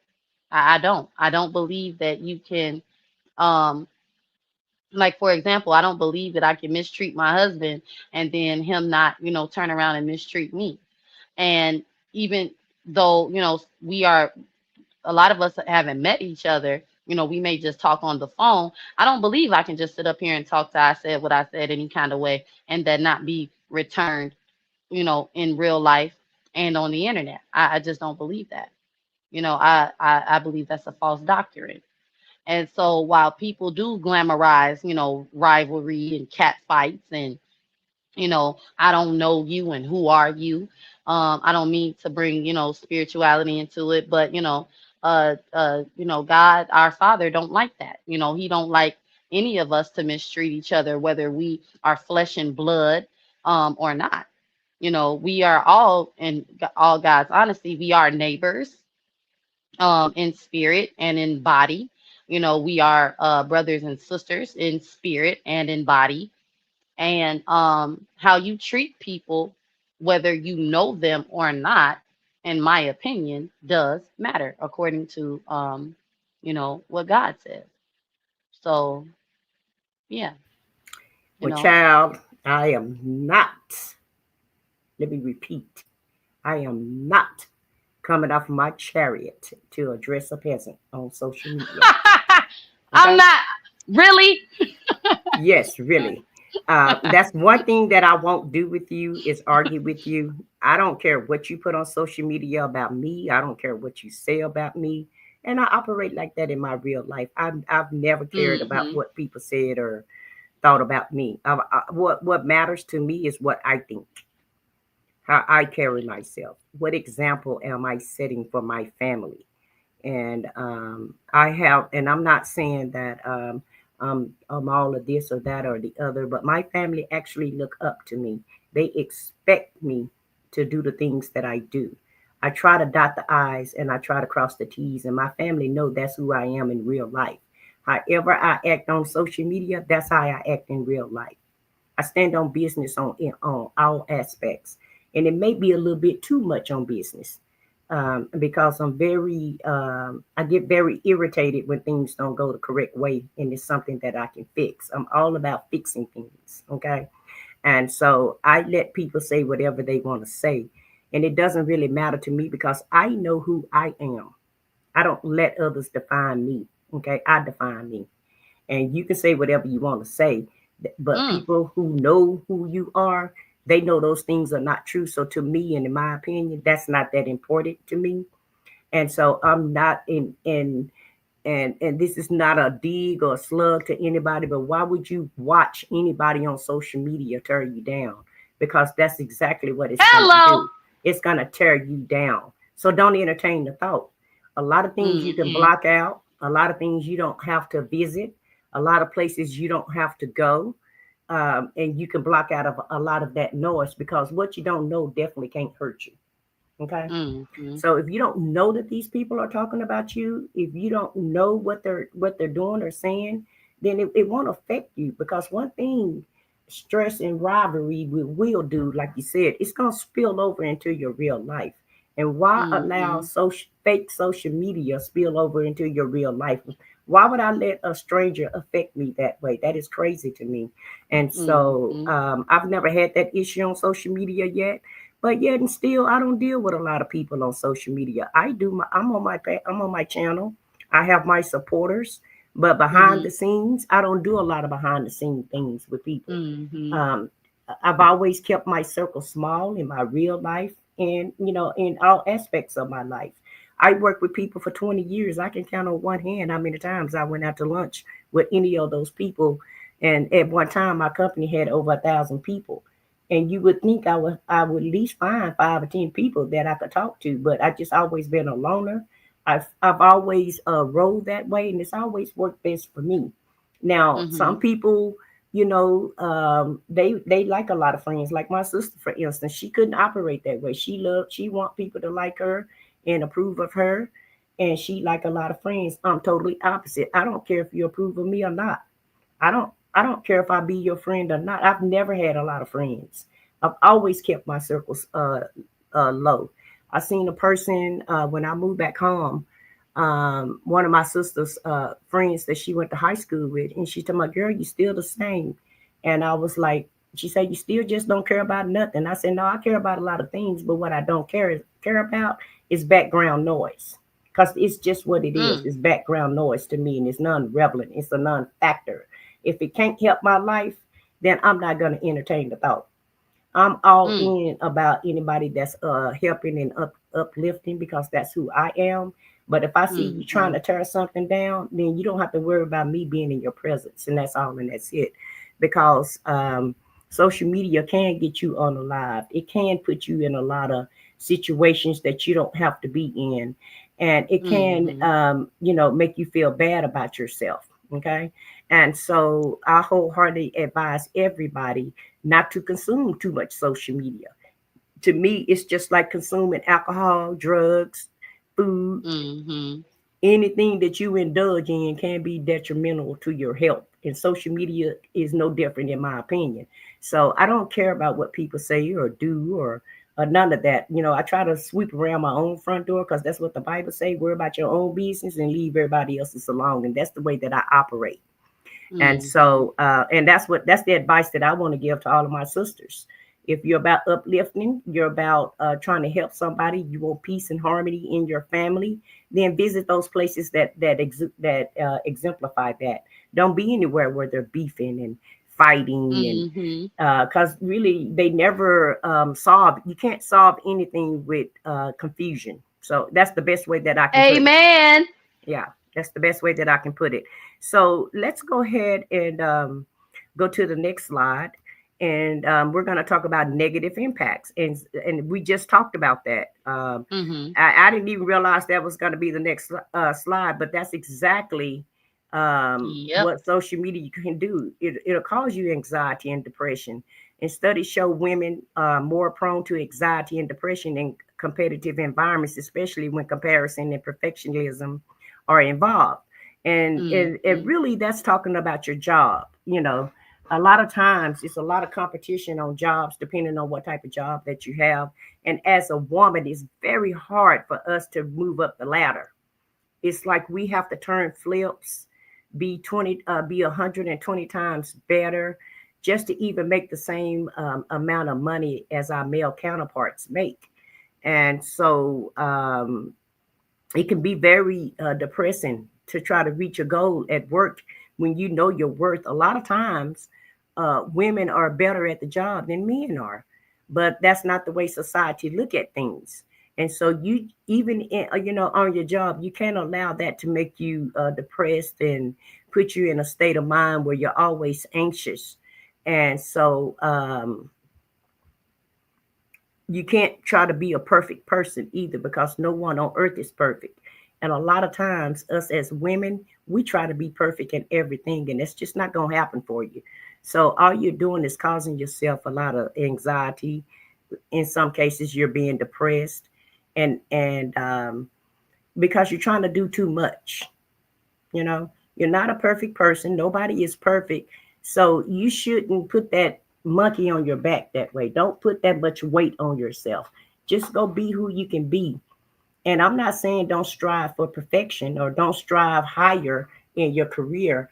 But if you see that it's causing you a lot of stress and it's making you sick, then you may want to back away, because it may not be that important. Okay. And so we live in this male dominated world. In America, we live in a male dominated environment, and men, most of the time, men do make more money than women. A lot of times, even when they're doing the same job. And I wholeheartedly feel like that's why some of the employers tell you not to discuss salary, because they know they're paying a man who doesn't have half of the knowledge that a woman have, but they'll still pay him a higher salary because he's a man and he has a family. As if it's not a lot of women that is the breadwinner of their family. But we kind of live in old antiquated times when it comes to salary, Hmm. family, and work environments. Our jobs still need to try to catch up with what's really going on with society. Well, not defending the companies, y'all. They look at it as a woman, especially married women, that our husbands are going to take care of us, or, you know, um, I've even heard men say that we have it easier, because they're gonna, come in and take care of us. They even bring up the programs that the states, the government has to offer when it comes to helping women. And as a woman, I will say on some things, yes, I do think we have it a little easy, but not all. Anxiety and depression is something that I can most definitely, attest to, because, and from what I've learned about depression, is not, it's about what's in your mind. And what I've learned about men is that, um, when they leave the house, they can leave the house at home. And a lot of us women cannot compartmentalize that way. In fact, we are mothers everywhere we go, even when our children aren't around, because when we send our children, whether it's to their father's homes or relatives' homes, we are either missing our children. We're wondering if they're eating, we're wondering if they're okay. Um, and I believe that that's that. In fact, I know that that's the difference between a woman and a man, where even, especially if you are married or in a committed relationship, you are still um a caretaker. You're still a spouse to someone, and that can be a lot of mental and emotional pressure on a person, depending on who you are. Because I know I worry a lot, like, not but regardless of whatever, I worry about my children, especially my husband, because he's a bus driver. Y'all know this, okay? He does public transportation for a living, and I worry about him, his safety. There's a few other things I worry about, and you know. Um, People, I've heard people, even women say, that, depression isn't a thing. I've heard men, say that it's not real. You just gotta, you know, get through it. And I mean, no, not get through it. You just gotta be strong. There we go. And it's like, well, a lot of us are suffering or have suffered from anxiety and depression from trying to be strong all the time. And sisterhood is important just for this very reason, because, as it says, anxiety and depression studies show women are more prone to anxiety and depression in competitive environments, especially when comparison and perfectionism are involved. Well, why is that? There are women out here, and I have been, accused of and congratulated for making it look good. I'm drowning over here. Yes, I'm dressed nice. Yes, my kids are dressed nice. Yeah, I have a roof over my head and a car, but mentally, emotionally, I'm drowning. Okay. And um, some women won't open up about that because of things like we discussed this, of fear of people thinking you think you're better than, or, in my case, a lot, some people, like I said, just some people I can't talk to, because they say very mean and hateful things to me, or even say, you're just not grateful. And it's like, see, that's why I don't say a certain share a lot of things, because people are comparing their life to yours.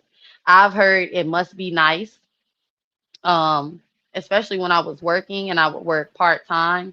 Hmm. Well, it must be nice, and it's like, but I have to go home to my two younger kids. Well, I raised my kids by myself without help from a man. you know it The one thing I think I have not said to anybody's face, but I've said it when I'm venting to my mother or my sister or, my best friend. Heifer, it's not my fault. Okay. And what I'm going to say is, I think when us women need to stop comparing ourselves to our sister and really listen when she's speaking versus wishing you were in our shoes or in her shoes, you know, and really listen. That's what's missing, in my opinion. People aren't listening to understand, they're listening to respond and to, you know, spew whatever bitterness or envy they have in their heart. Now, there's a difference between someone is constantly complaining and they should be grateful. That's a huge difference of when your sister is venting to you. And I'm not talking about your blood, I'm talking about your friend. Okay. My best friend has a business. And when she's venting about her businesses and the struggles that she's having, it has never came out of my mouth. Girl, you just ought to be glad you got a business. You could be like me. I would never say that to her. I haven't said that to her. I don't feel that way. How I feel is my friend, my sister, my girl is going through something, okay? And she needs some advice. She needs some encouragement. She needs to be uplifted to keep going. Not for me to sit up and compare, my non-business lifestyle to hers. Exactly. So, I feel that should stop. I'm not saying, it's just gonna stop overnight, but what I'm saying is when your girl is venting, you know, it's time to start listening and stop judging, competing, and comparing because people are drowning out here and they may look like they got it all together. They may look like, they living better than you, but this is why anxiety and depression is so prominent, okay, in especially the black community amongst men and women. Okay. But that's all I got, sis. That's all I got. Well, also too, like I stated before, sometimes you can take on more than you can handle, and so that's one thing that you want to try to do in your lifetime, whether you at work or trying to build a career, whatever it is that you're doing. You want to make sure that you're not trying to be so perfect. You want to make sure that whatever you're doing is not causing you any anxiety, and recognize when it's making you depressed. Recognize the signs. And so Yes. you have to protect your mental health as well as you were trying to build your wealth. But, if you don't have your health, then there's not going to be any wealth. So to me, your health is way more important than your wealth is. But there's nothing wrong with anybody striving to go higher. There's nothing wrong with trying to be an entrepreneur. It's nothing wrong with working, but just make sure you're protecting your peace and your health when you're trying to do those things, and make sure that Yes. it's not causing a negative impact on your life. Because I have seen people struggle with that. I have seen women, trying to go as high as they can go, and there's nothing wrong with that if you can handle it mentally. And Yeah. there are women that do have a career and they do have a family life. But it's all about balance. You definitely have to make sure you have balance in your life, or else you will fall into one of those categories, which is anxiety or depression. And so you Mhm. just want to make sure you do mental health checks, and just make sure you checking yourself, and and just understand that everything is not going to happen all in one day, and being perfect, it may not be the answer. You can strive for perfection. You could try to make sure you dot the i's and cross the t's. But Mhm. when you go above and beyond the call of duty all the time, it can cause stress in your life. And when you're stressed out, that can cause diseases in your life. And so you want to make sure, like I said, that you have a healthy balance of it all. You don't want to overdo too much of anything, in my opinion. Mhm. And that's scientific. You can look that up about stress, anxiety, and depression, and other diseases that it'll cause. Mhm. Trying to be too perfect in life. And there are a lot of people that walk that walk that Like Scorpio Mama or a brilliant one of them said in the chat earlier, uh, trying to look like you have clout, trying to impress other people. A Mhm. lot of times people want you to look at them and say, "Ooh, they got this or she got that," and and and in the meantime, you know, you're just melting behind the scenes. You're falling apart, and it's Mhm. not worth all of that. Like I said, your wealth is, I mean, your health is way more important than your wealth, because if you're not healthy, then you can't be wealthy. You can't do it, and some things you're not Mhm. going to be able to do. So make sure you, whatever goal that you're reaching and whatever stars that you're trying to strive for, you know, just make sure that it's attainable. That's all. And that way, you Mhm. could try to balance out your life, because it will spill over, and it will, um, you can cause yourself to have some disease that you may just can't get rid of, i.e., cancer, Mhm. i.e., lupus, i.e., high blood pressure, strokes. All kind of things can happen to Mhm. you when you overexert yourself. So just make sure you have a healthy balance. That's all I want to say about that. And so the next slide we have is burnout, and it seems like we keep talking about these subjects. The next slide that I go to is like I'm a kind of ahead of the slides, but it all kind of intertwined together. You're right. Yeah. And Yeah. so, and just what I was just speaking of, burnout, constant striving, whether in sports, work, or social spaces, can lead to Mhm. emotional exhaustion and physical fatigue. And so, those are Yes. some of the things that I just spoke of. You can, send yourself into a oblivion, just trying to, achieve the goals that you're trying to achieve. And a lot of times we do Mhm. put too much on ourselves. So, we definitely want to make sure that we have a healthy balance in anything that we do. um Mhm. and a lot of times, like Vaughn said earlier, a lot of people are like, well, once I get that grand job, I'm gonna be happy, or once I get this Mhm. education, I can be happy, or once I Mhm. have these kids or family, whatever goal that you're reaching for. A lot of times people feel like that they're going to be happy once they get to the end of the rainbow, right? But in the midst of getting to that rainbow, I wholeheartedly advise that you just be happy during the process. Make sure that you have some balance during the process, and you should be happy before you get to that process, because Yep. at the end of the day, if you're sad and depressed and have anxiety and you're trying to reach a goal, do you not realize once you reach that goal that you're trying to reach, that you're still probably more than likely is still going to be in that state? It'll never be enough. That That's is why you need to very be happy. much true. Right. And that's why you need to be happy during the process. You can be more happy after you achieve your goal. But I wholeheartedly advise you to try to be happy during the time that you're trying to as attempt to get that goal. In fact, sis, this remind first of all, okay, this whole live stream, okay, well, not the whole live stream, but the last two, I can honestly say speaks to me, especially about the burnout, because I remember just what 2 years ago I was working two part-time jobs and I was all over the place.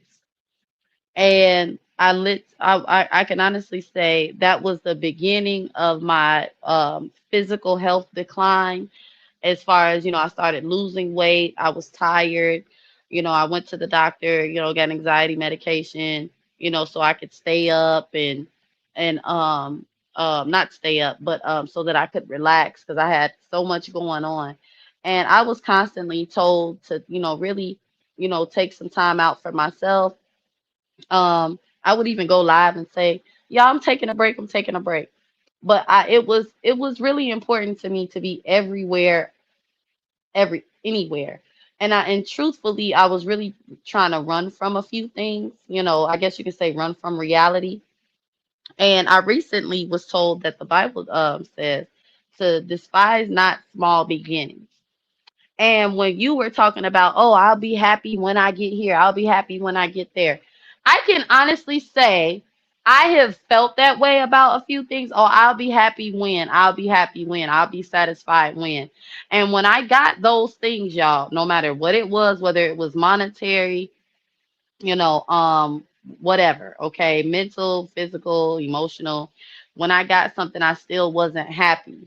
I wasn't satisfied. You know, it was like, okay, if I do this, you know, woo, woo, woo. So, or when I get this, woo woo woo. When I start this job, woo woo woo. When I, whatever it was, and there, it felt like something it was missing, and that's I recently bought a gratitude journal before the summer started, and it is important to have gratitude even in your small beginnings.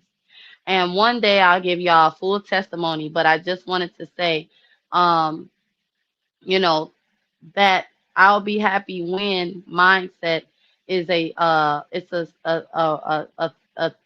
thief of joy, if you ask me, because sometimes I look at my kids' pictures, for example, um my husband, he missed a couple of their birthdays, and I would be so excited that my kid's birthday was coming up.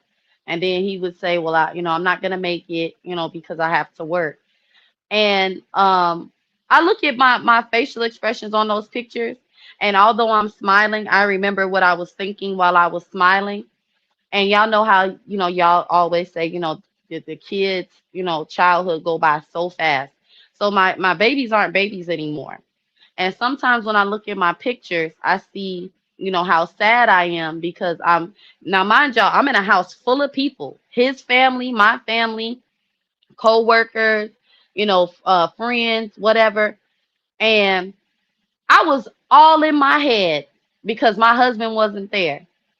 And um, I know my kids aren't grown yet, y'all. But when I look at those pictures, I be thinking, man, I was so just not happy with this one little thing. Meanwhile, I got everything else, I wanted for my whoever's birthday it was. I was able to get the outfit. I was able to get the exact balloons, the exact cake. Everybody then showed up. My baby is happy. Now, don't get me wrong. I'm happy that my baby is happy, but I would tell myself I'll be happy when he can be home and we'll all be together. And I missed out on, really good and joyous moments with my children because I wanted, you know, my husband to be there. And I know y'all probably thinking that's a normal feeling, but that's not what I'm saying. I know that's normal. What I'm saying is looking at those pictures, I'm seeing the smiles on my kids' face and I'm like, they had everything that I wanted them to have, or, whatever thing that they wanted to have, they had it. But I can see the sadness and, in my eyes and the fakeness in my smile. And I no longer desire moments like that. And I saw Miss Wanda say in the chat, the goal is to enjoy the journey while you're on it and not be, thinking about the future and when you'll be happy, but, be happy in the moment, you know. And gratitude, in my opinion, is rewarding because when you are focused on what you're lacking, it's like you're being robbed of something. And I know we talk about how bad social media is and we always recording and we always taking pictures, but a picture is worth 1,000 words, in my opinion.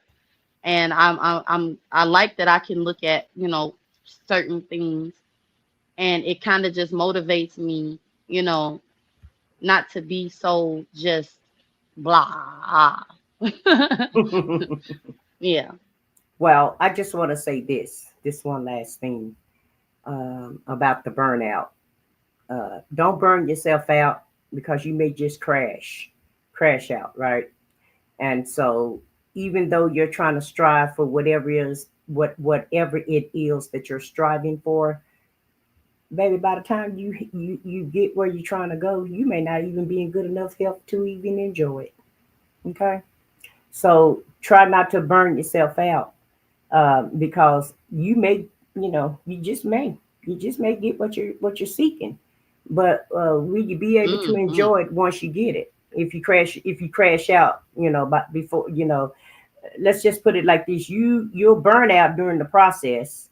Once you get where you're trying to go, then you crash out and you're still not happy and you still don't get to enjoy it.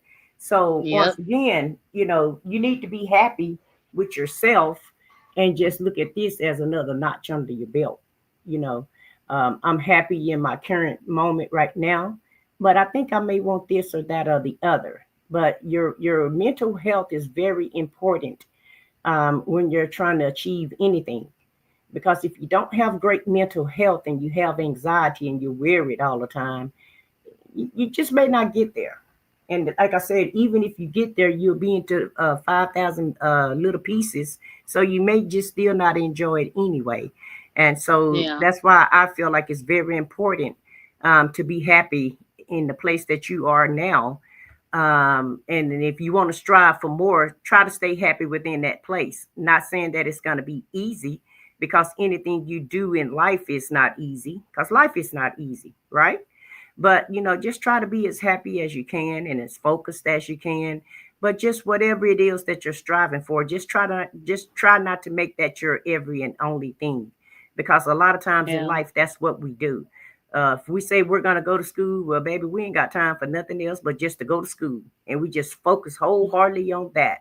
And I Mm-hmm. can, I know when I was in college, it was a lot of kids that were, and I called them kids because by the time I hit a university, I was already in my 30s, right? And I really felt like I was the oldest student in there, which was, I didn't really care, because I was like, well, I'm gonna get this degree, I'm gonna get it, I'm gonna get it.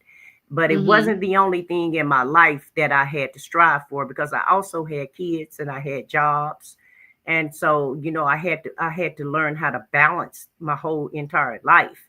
But I seen so many kids just crashing out, especially the ones that was reaching for the higher goals, like lawyers and doctors and um, nurses, people that really was reaching really, really high for their goal. A lot of times they're the ones who are really stressed out the most.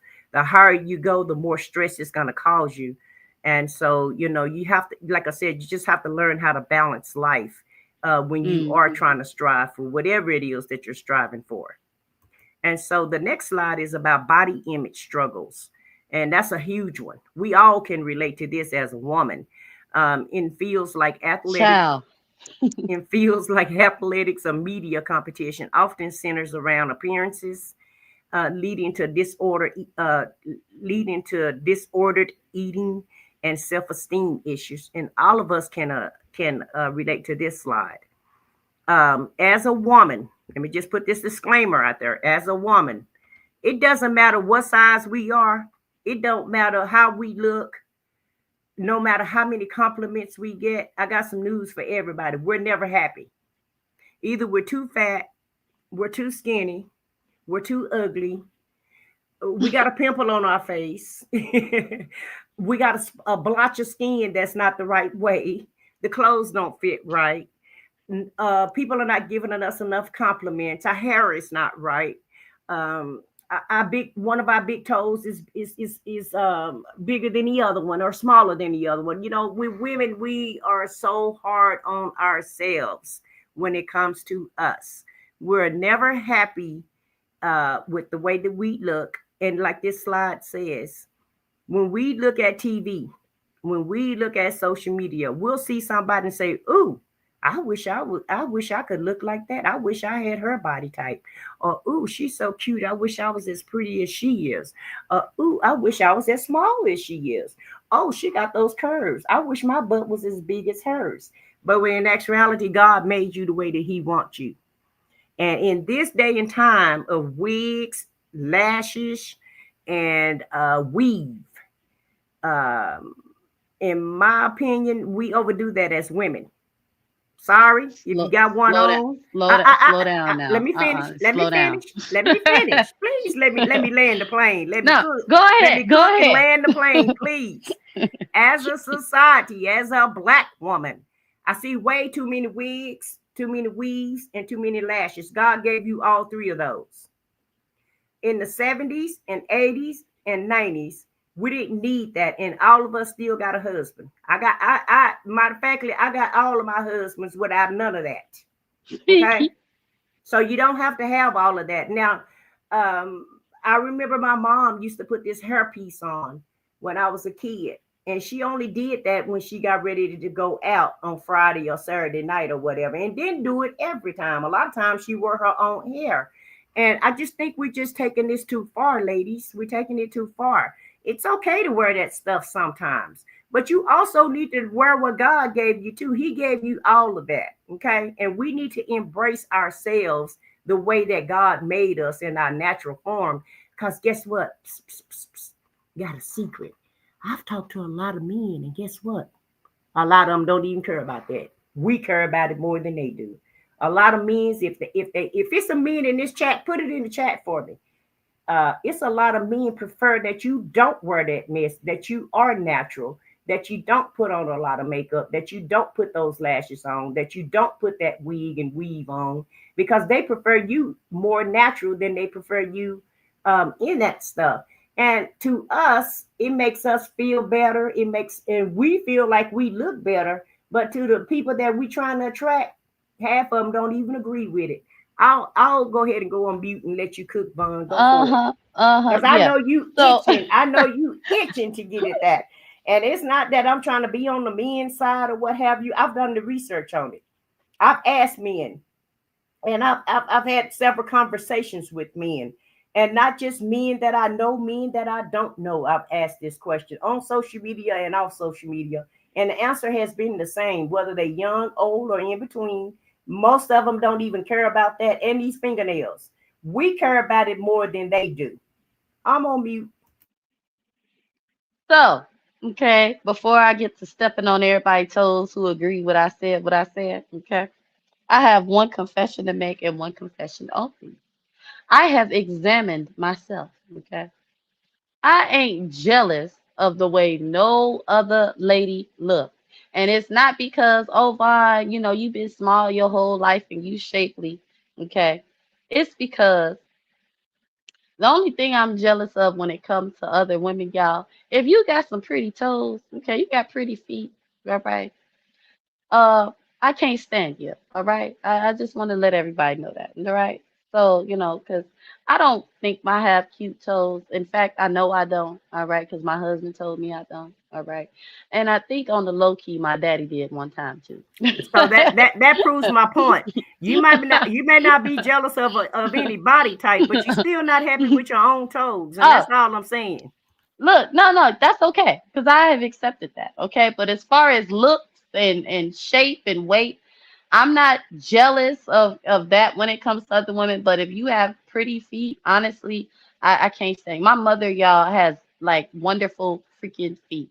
Even my daughter has pretty feet. Now, my other girl, I think she gonna have my toes, y'all, but I'm working on them. Like I know you're not supposed to exfoliate kids' bodies, but I do exfoliate their feet when I give them baths and stuff, especially the girls, because I don't want them to have corns and all those dark spots on their toes or whatever. But here's what I have to say about wigs and nails.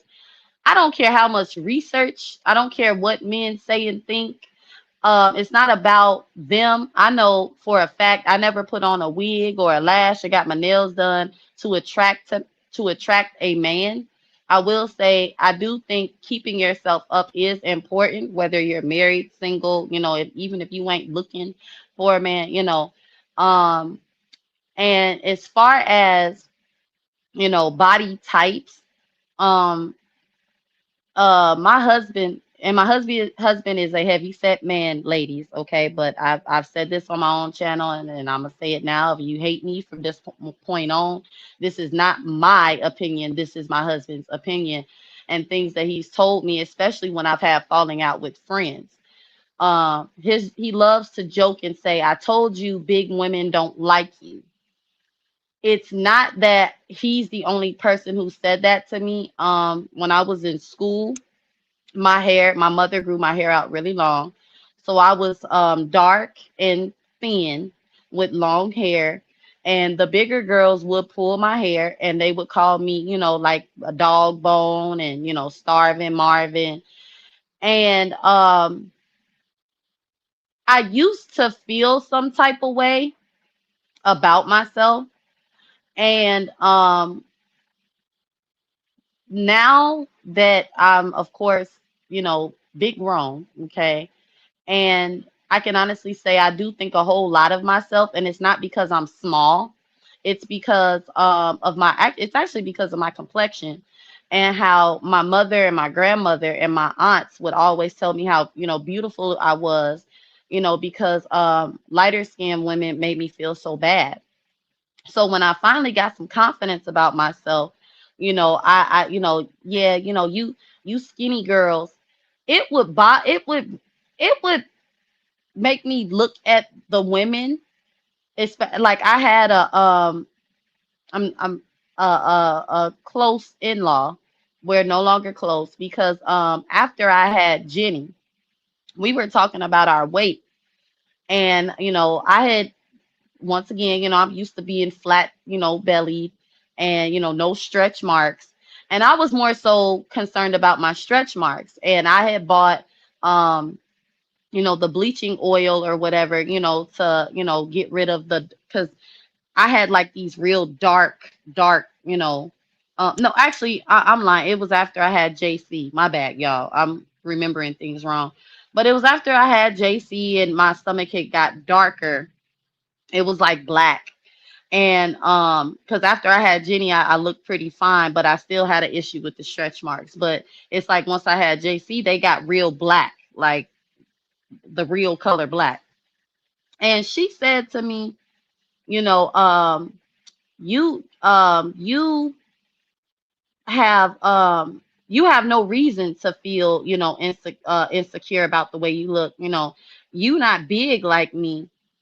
And I got smart with her and I said, I don't think it's fair for you to, tell me what I shouldn't feel some type of way about, because if I was to say that to you, it would be a problem. It's like it's okay for bigger women to criticize, smaller girls, and you don't have no insecurities and what you got, because I've struggled with my appearance, and I just think that's strange, and so how I feel is, just because I'm small, doesn't mean that I think I'm just hot stuff, because I never thought I was hot stuff because of my size. I had to develop this hot stuff mentality because of the way that I would think about myself. And if you want to blame anybody for me thinking I'm hot stuff, blame my mama, okay? Blame my grandma. You know what I'm saying? And um when my husband used to say that to me, I would get really mad, y'all, because it's like, people think because you're little or you haven't struggled with being heavy set that you just think you're the world. And that's why I can't stand competing and comparison and people's mindsets when it comes to, weight and stuff like that, because it's like, I may be skinny, but I also grew up dark and I heard more about my complexion than anything. And if I walk it, because what I was told was, you walk in the room like you own the place. I had to develop that. I had to believe that I was somebody. Okay. I had to believe that I was beautiful. I had to believe that, I turned heads in order for that to actually start happening. And when I actually, start getting attention, you know, I was still insecure. What you looking at me for? I'm dark skinned. I think I told y'all about that. When lighter men were attracted to me in adulthood, it was like, oh, okay, children are just mean. But I said all that to say, you know, I really only, really can't stand women with pretty feet. Yeah, And like it's like, once yeah, again, we're not happy with the way that we look, no matter if it's our toes or our yeah, hair or our color. But in actuality, TV and media has a lot to do with that, yeah, because we see people on TV and we feel like, or we see them in social media and we feel like we want to be that way. And just because you're Right. not struggling with your weight, or you're not jealous of people with their weight or what have you, like all I'm just trying to say is just be happy with yourself. God made you the way that He wants you to be. And as far as confidence, child, the Lord had to humble me and take some of mine away, because I always thought I was the best thing since sliced bread. And so He had to show me better than He could tell me that I wasn't.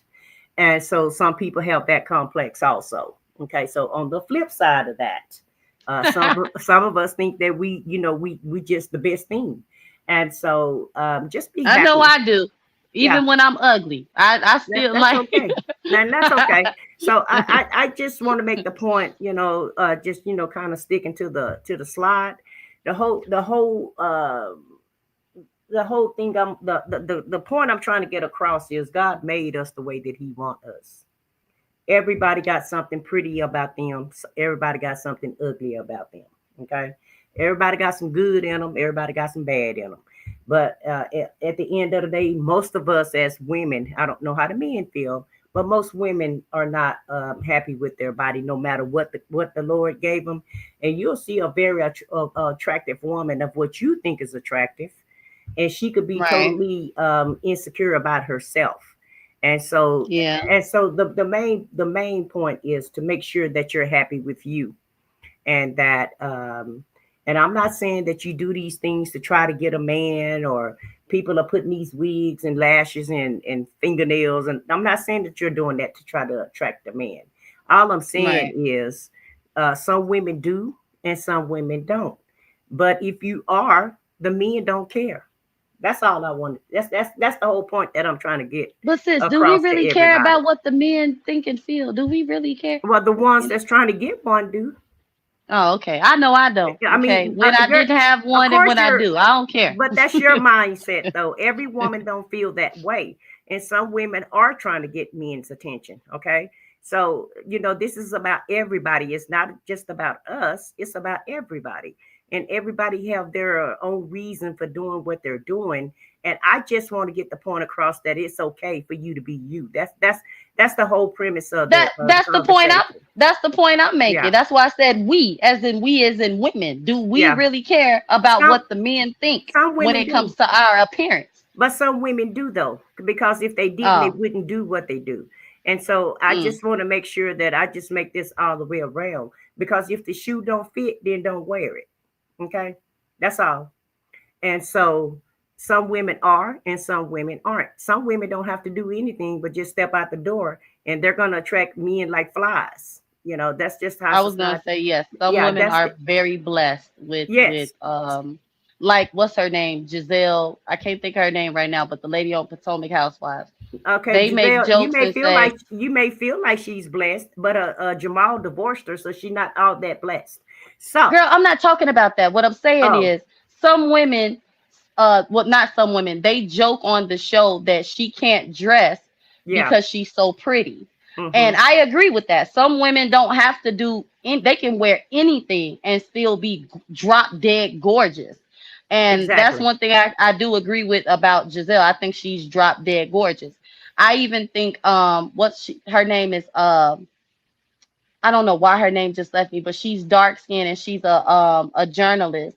And I think no matter what that girl put on with or without makeup, because she's so even toned in her complexion, she Mm-hmm. doesn't have to wear makeup and she is drop dead gorgeous.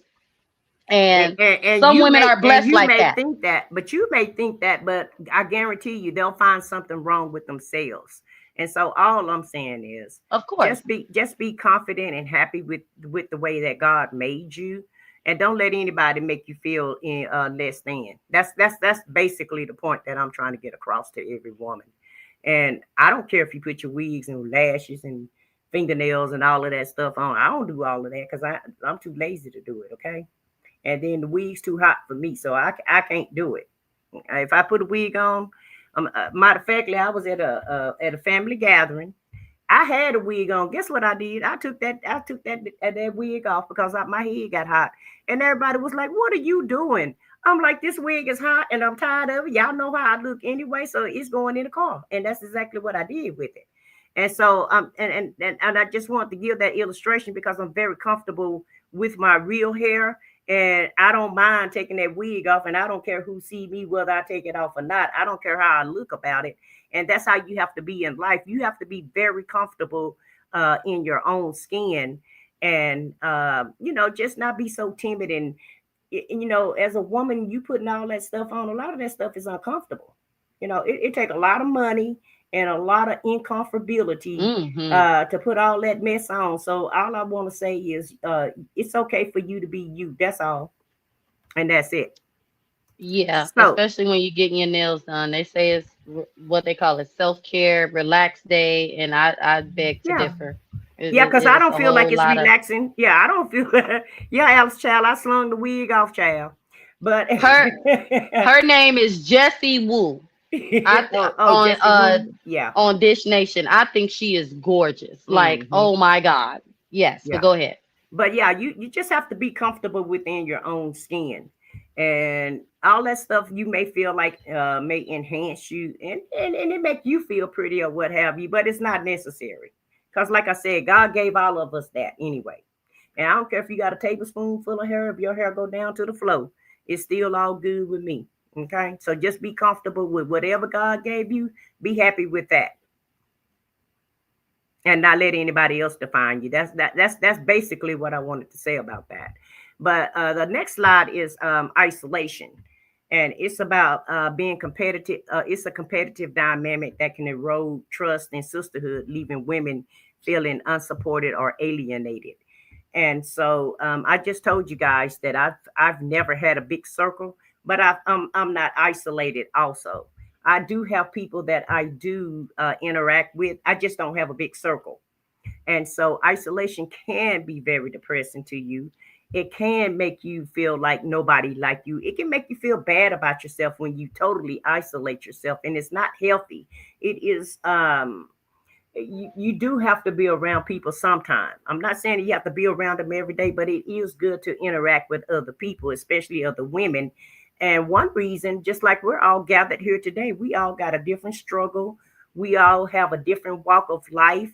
And some of us have similar stories.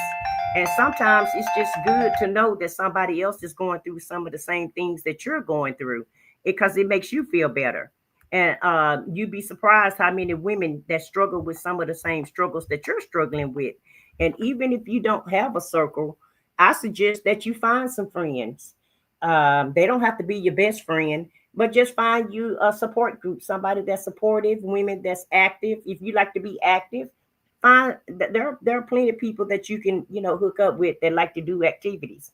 If playing cards is your thing, you can find people that play cards. If you like to go bowling, you can find a group of people that bowl, and you will be very surprised how your endorphins, just being active and being interactive with other people, how that build up your endorphins. And when you build up your endorphins, that makes you happy, which puts you in a better state of mind. Mm. Yeah. And so it's very important to, like I said, to just support each other, even if you have to, you know, even if you find a church group. And I laugh because you guys know I don't do that. But even if you find a group of women at church, find some type of group to get into, some type of organization to get involved with. And a great way to make yourself feel better about yourself is to donate some of your time. Go help out, with the homeless. Um, I know Real can attest to that because he says that's one of the things that he does. But it's okay to donate some of your time to charity also. You'll be amazed of how important that you are, because if you never try to help anybody else out, then I just feel like you will be unfulfilled as a person. And I'm not saying that you have to go and donate all your time or go do something for somebody else or just even hang out all the time. But I do feel like it's healthy for you to get out of the house and for you to interact with other people and for you to find something in life that's entertaining to you. Because we all do live a stressful life. And sometimes, playing a little bit helps also. And so that's what I want to say about that slide. What you have to say about it, Vaughn? I was reading Miss Roxy's comment about isolation. Yeah, you people can they can try and isolate you. Um, sometimes people can be successful, but what I will say is, I just pretty much what I said. I think if people would stop comparing themselves and, looking at what other people got going on and really just not I really do be over here living a carefree life. Okay, I be living in Vaughn's reality world when I get there. And a lot of these topics are important to me because I'm getting back to that, being in my own little world and not caring so much about everybody else and how they feel. And I just think that when you build your confidence up or you're rebuilding your confidence, be careful because people will uh, uh, be trying to destroy you. People don't like to see people happy. They don't like to see people doing good or better than them.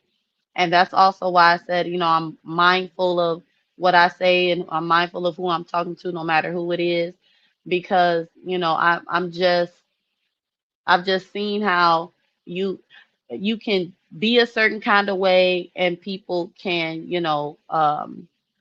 let too many people in and you share too much and how people will literally, try and destroy you. And I'm saying try to destroy you because I don't feel anybody won. They may have won, the battle, but not the war, if you understand what I'm saying. And, just, don't let nobody make you feel no type of way about yourself, and I know we're talking a lot about social media, but those little voices of self-doubt, that can sound really loud when you're going through something, don't let them get the best of you, because, rock bottom or crashing out, you know, um, it can be hard to get back up. You get back up, but I just I'm more of in a headspace of not letting nobody take anything away from me ever again. It's just not gonna Well, happen. that's great. That's So great. You yeah, just got to have discernment. I just found out with people on social media, you definitely have to use a lot of discernment, figure yeah, out, what the ulterior motive is, if they have one. But I also believe that it's okay to interact with people on social media. But like you said, just feed them from a long handled spoon because yeah, um, you never know, what people, you never know what they have in store for you or why they're trying to hang around you. And some people just like you for who you are, and that's okay. But yeah, you just have to make sure you just use discernment. That's all, and just make sure that it's entertainment, entertainment for you, and not make it your life. And that's in any social media circle, in my opinion. And it can be very entertaining, and you can find people that you can laugh and enjoy and relax with.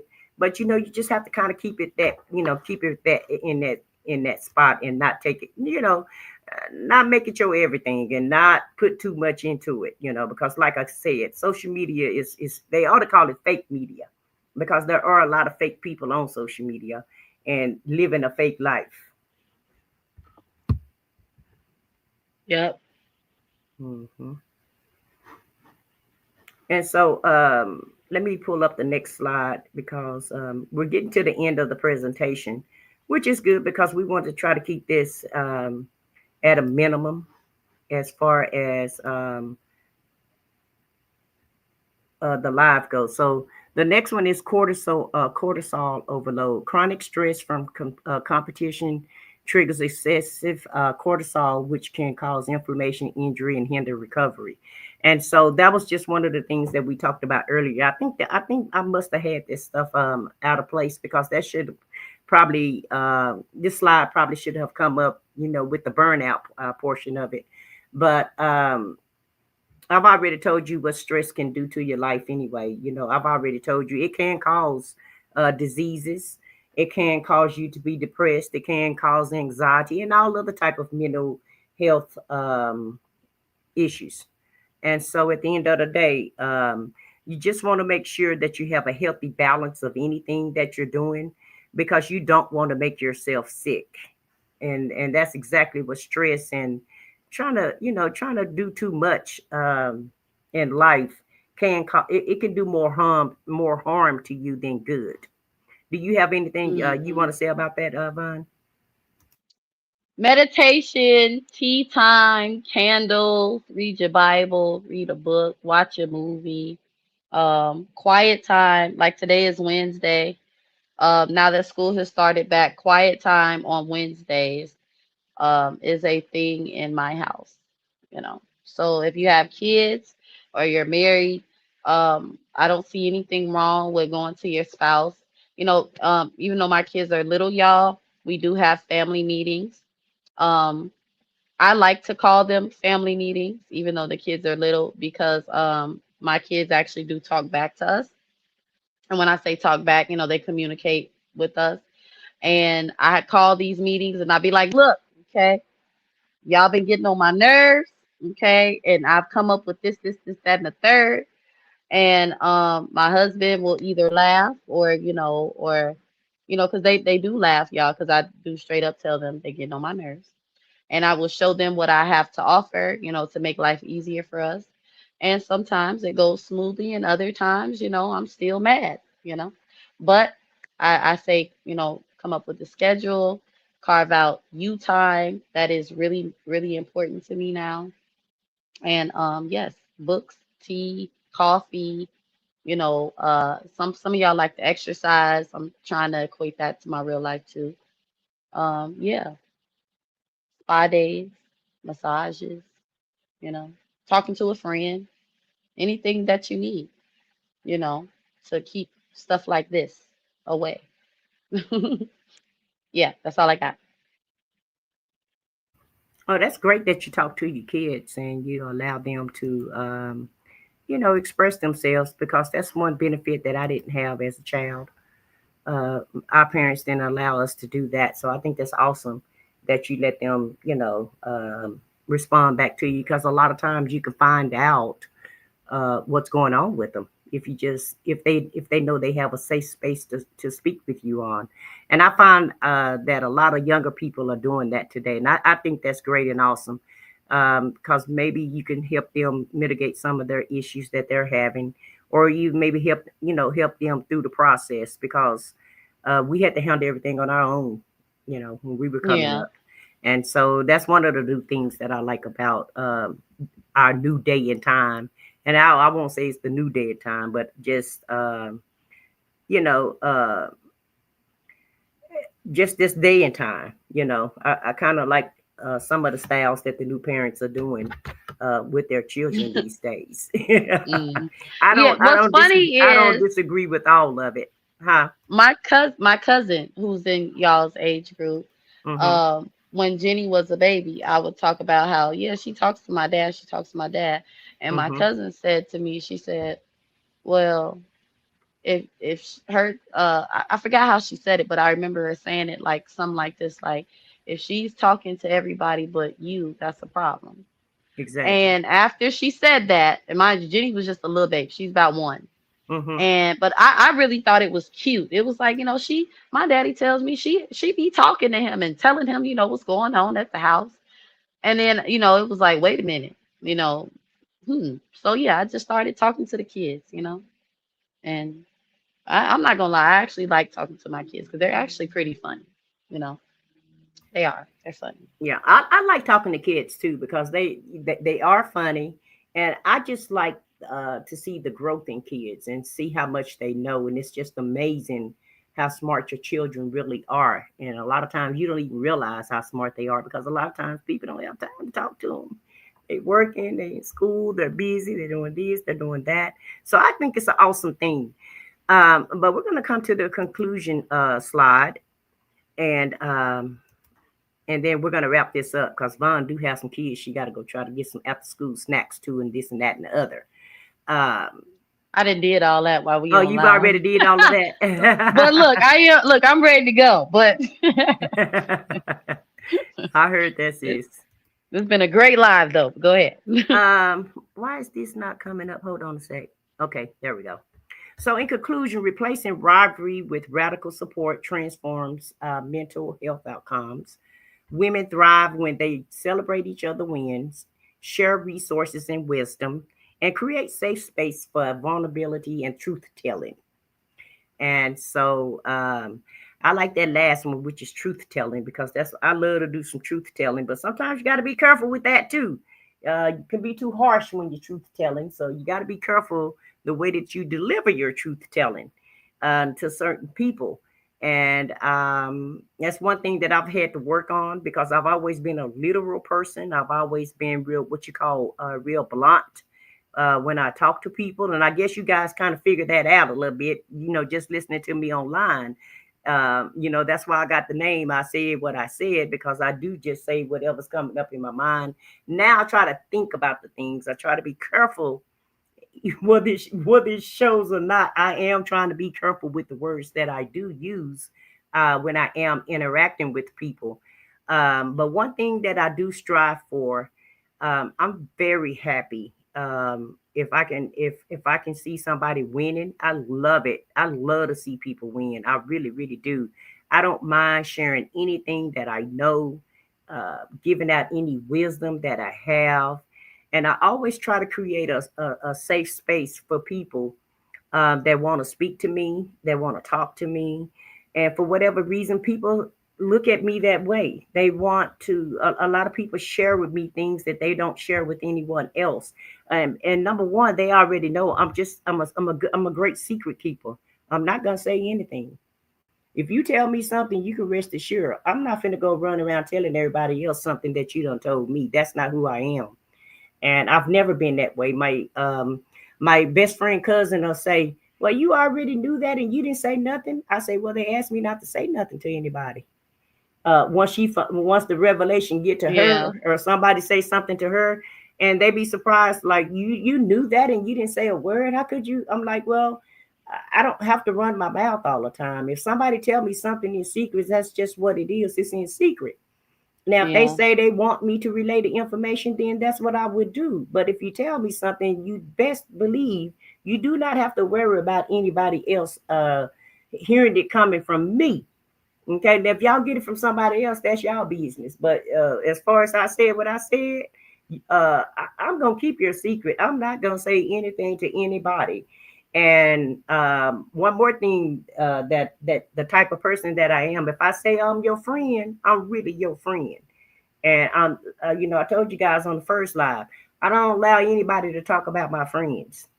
I can talk about them if I want to, but I'm not going to allow you to do that. Okay.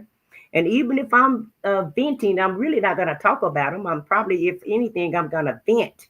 And even if I'm venting to you about my friends, I just need you to listen. I don't need you to chime in. Okay. Because I might just get mad if you say, What? yes, I might just get mad if you say too much about my friend. Okay. Because I'm a friend to the end.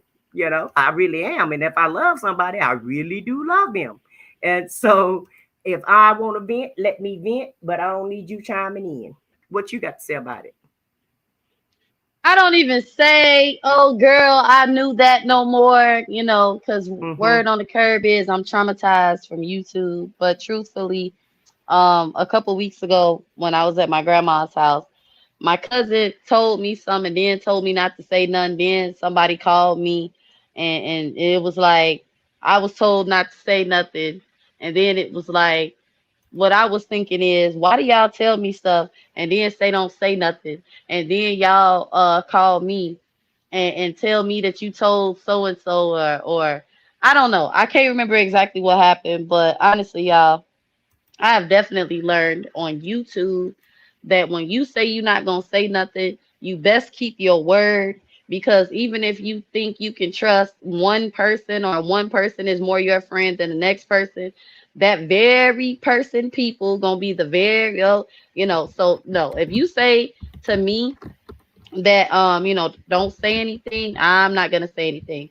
And yes, I do defend my friends, and I do not like when people talk about people. We don't even have to be friends. I don't like it when people talk about people that I like or I have love for. Mm-hmm. I've actually learned that about myself. I don't even have to consider you a friend, or we don't even have to talk behind the scenes. If I like you, I like you, and I'm not gonna badmouth you. And I can honestly say, if I have nothing bad to say about you, hearing someone talk about you really does bother me. And more than likely, I'm either gonna defend you or just, not engage in the conversation because I like you. So, I don't believe in, I will say this though. I don't see anything wrong with a friendship circle, because keep in mind, even though I talk about my best friend a lot, we grew up in the same high school together before I moved to the my bad, y'all, I'm mixing up times again.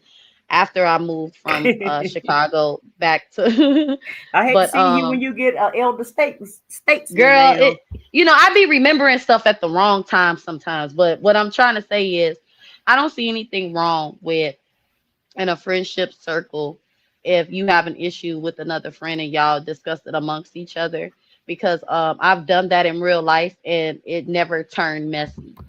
And I will say, here on YouTube, even though a lot of us are in the same circles now, I still don't discuss other friendship issues with other friends because that's considered messy. And, YouTube lives can get popped off, and everything you said in anger or in frustration will be used against you in the YouTube court of law.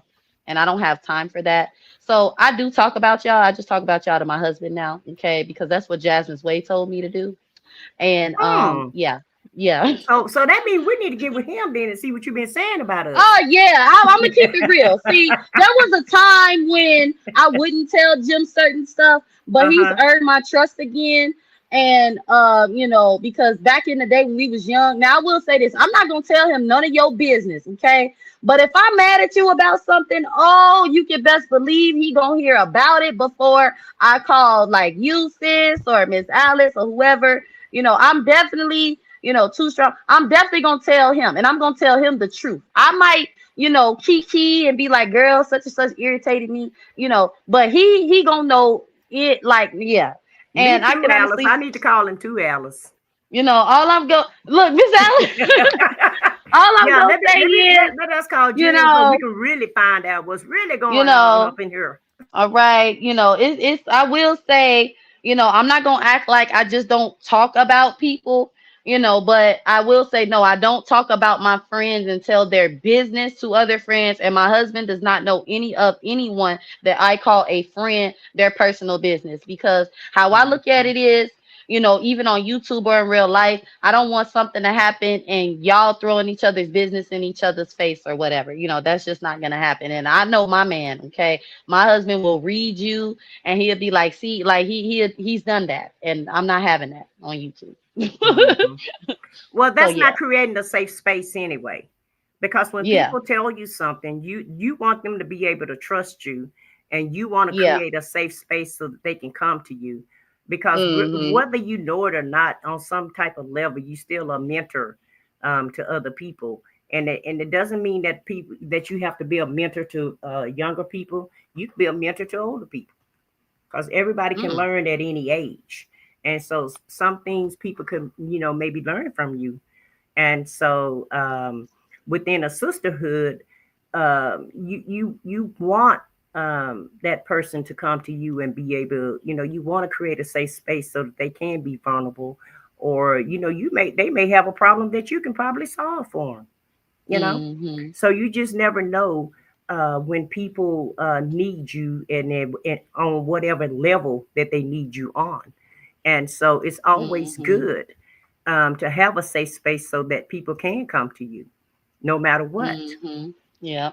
Hmm. And that's why, I be mad, when people be, oh, so, but see, like I said, I've learned, so, like I said, no shade to nobody. It's not that, Vaughn just don't trust nobody, but I don't care who I'm super close with.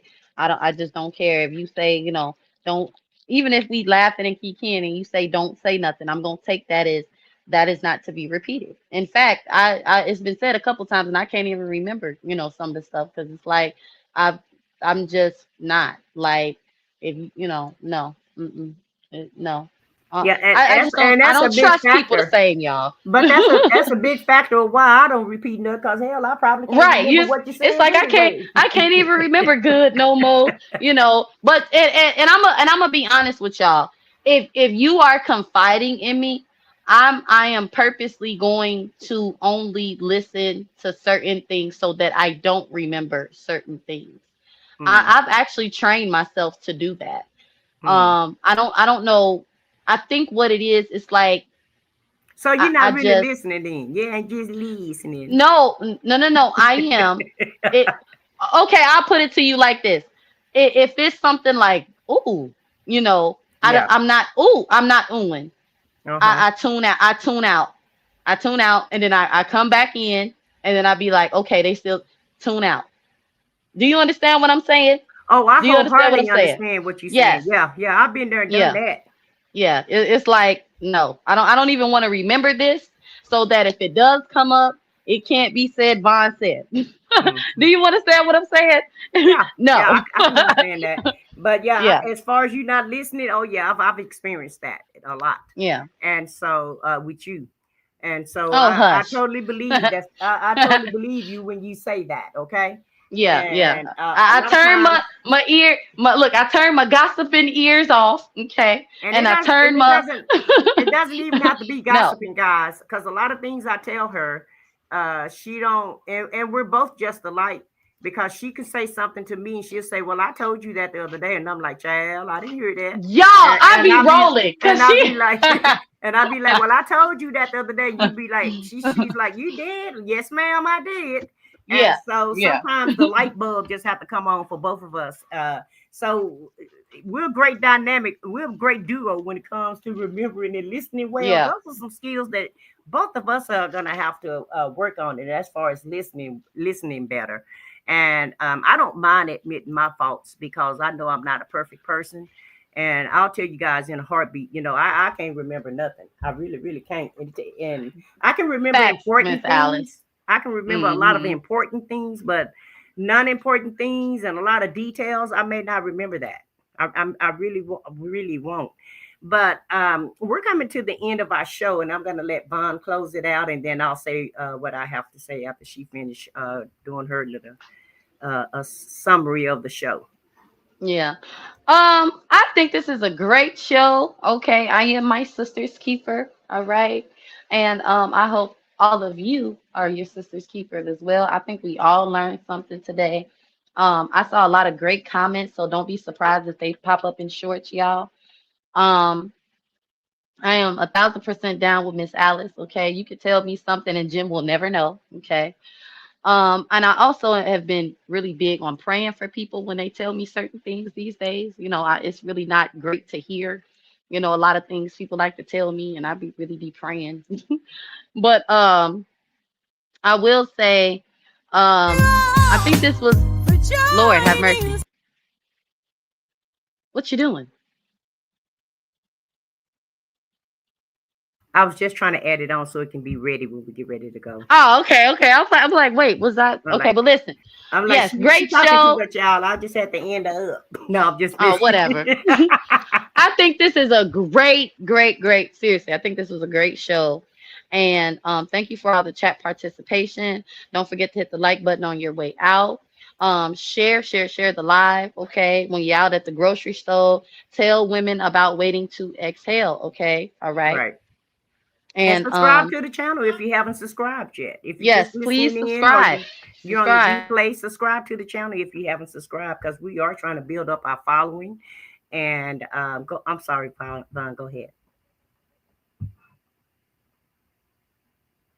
All right, that's all I got to say. Y'all hit the like button. All right.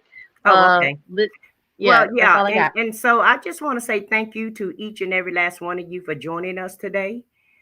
Thank you, like she said, for your comments. I tried to highlight as many of them as I could.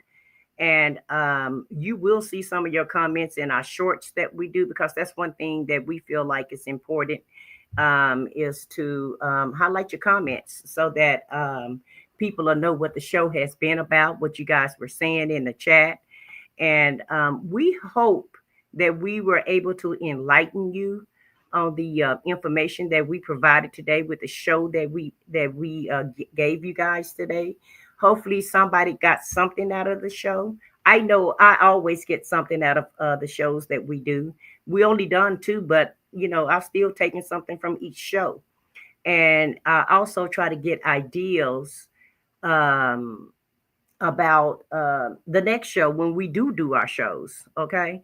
And I like to look at the feedback that you guys give us. And if you on the replay, go ahead and like the video, leave us a comment because we do look at the comments and we will respond back to you. If it's nothing but a like and a heart, just to let you know that we read it, but we're going to read each and every last one of your comments that you leave us.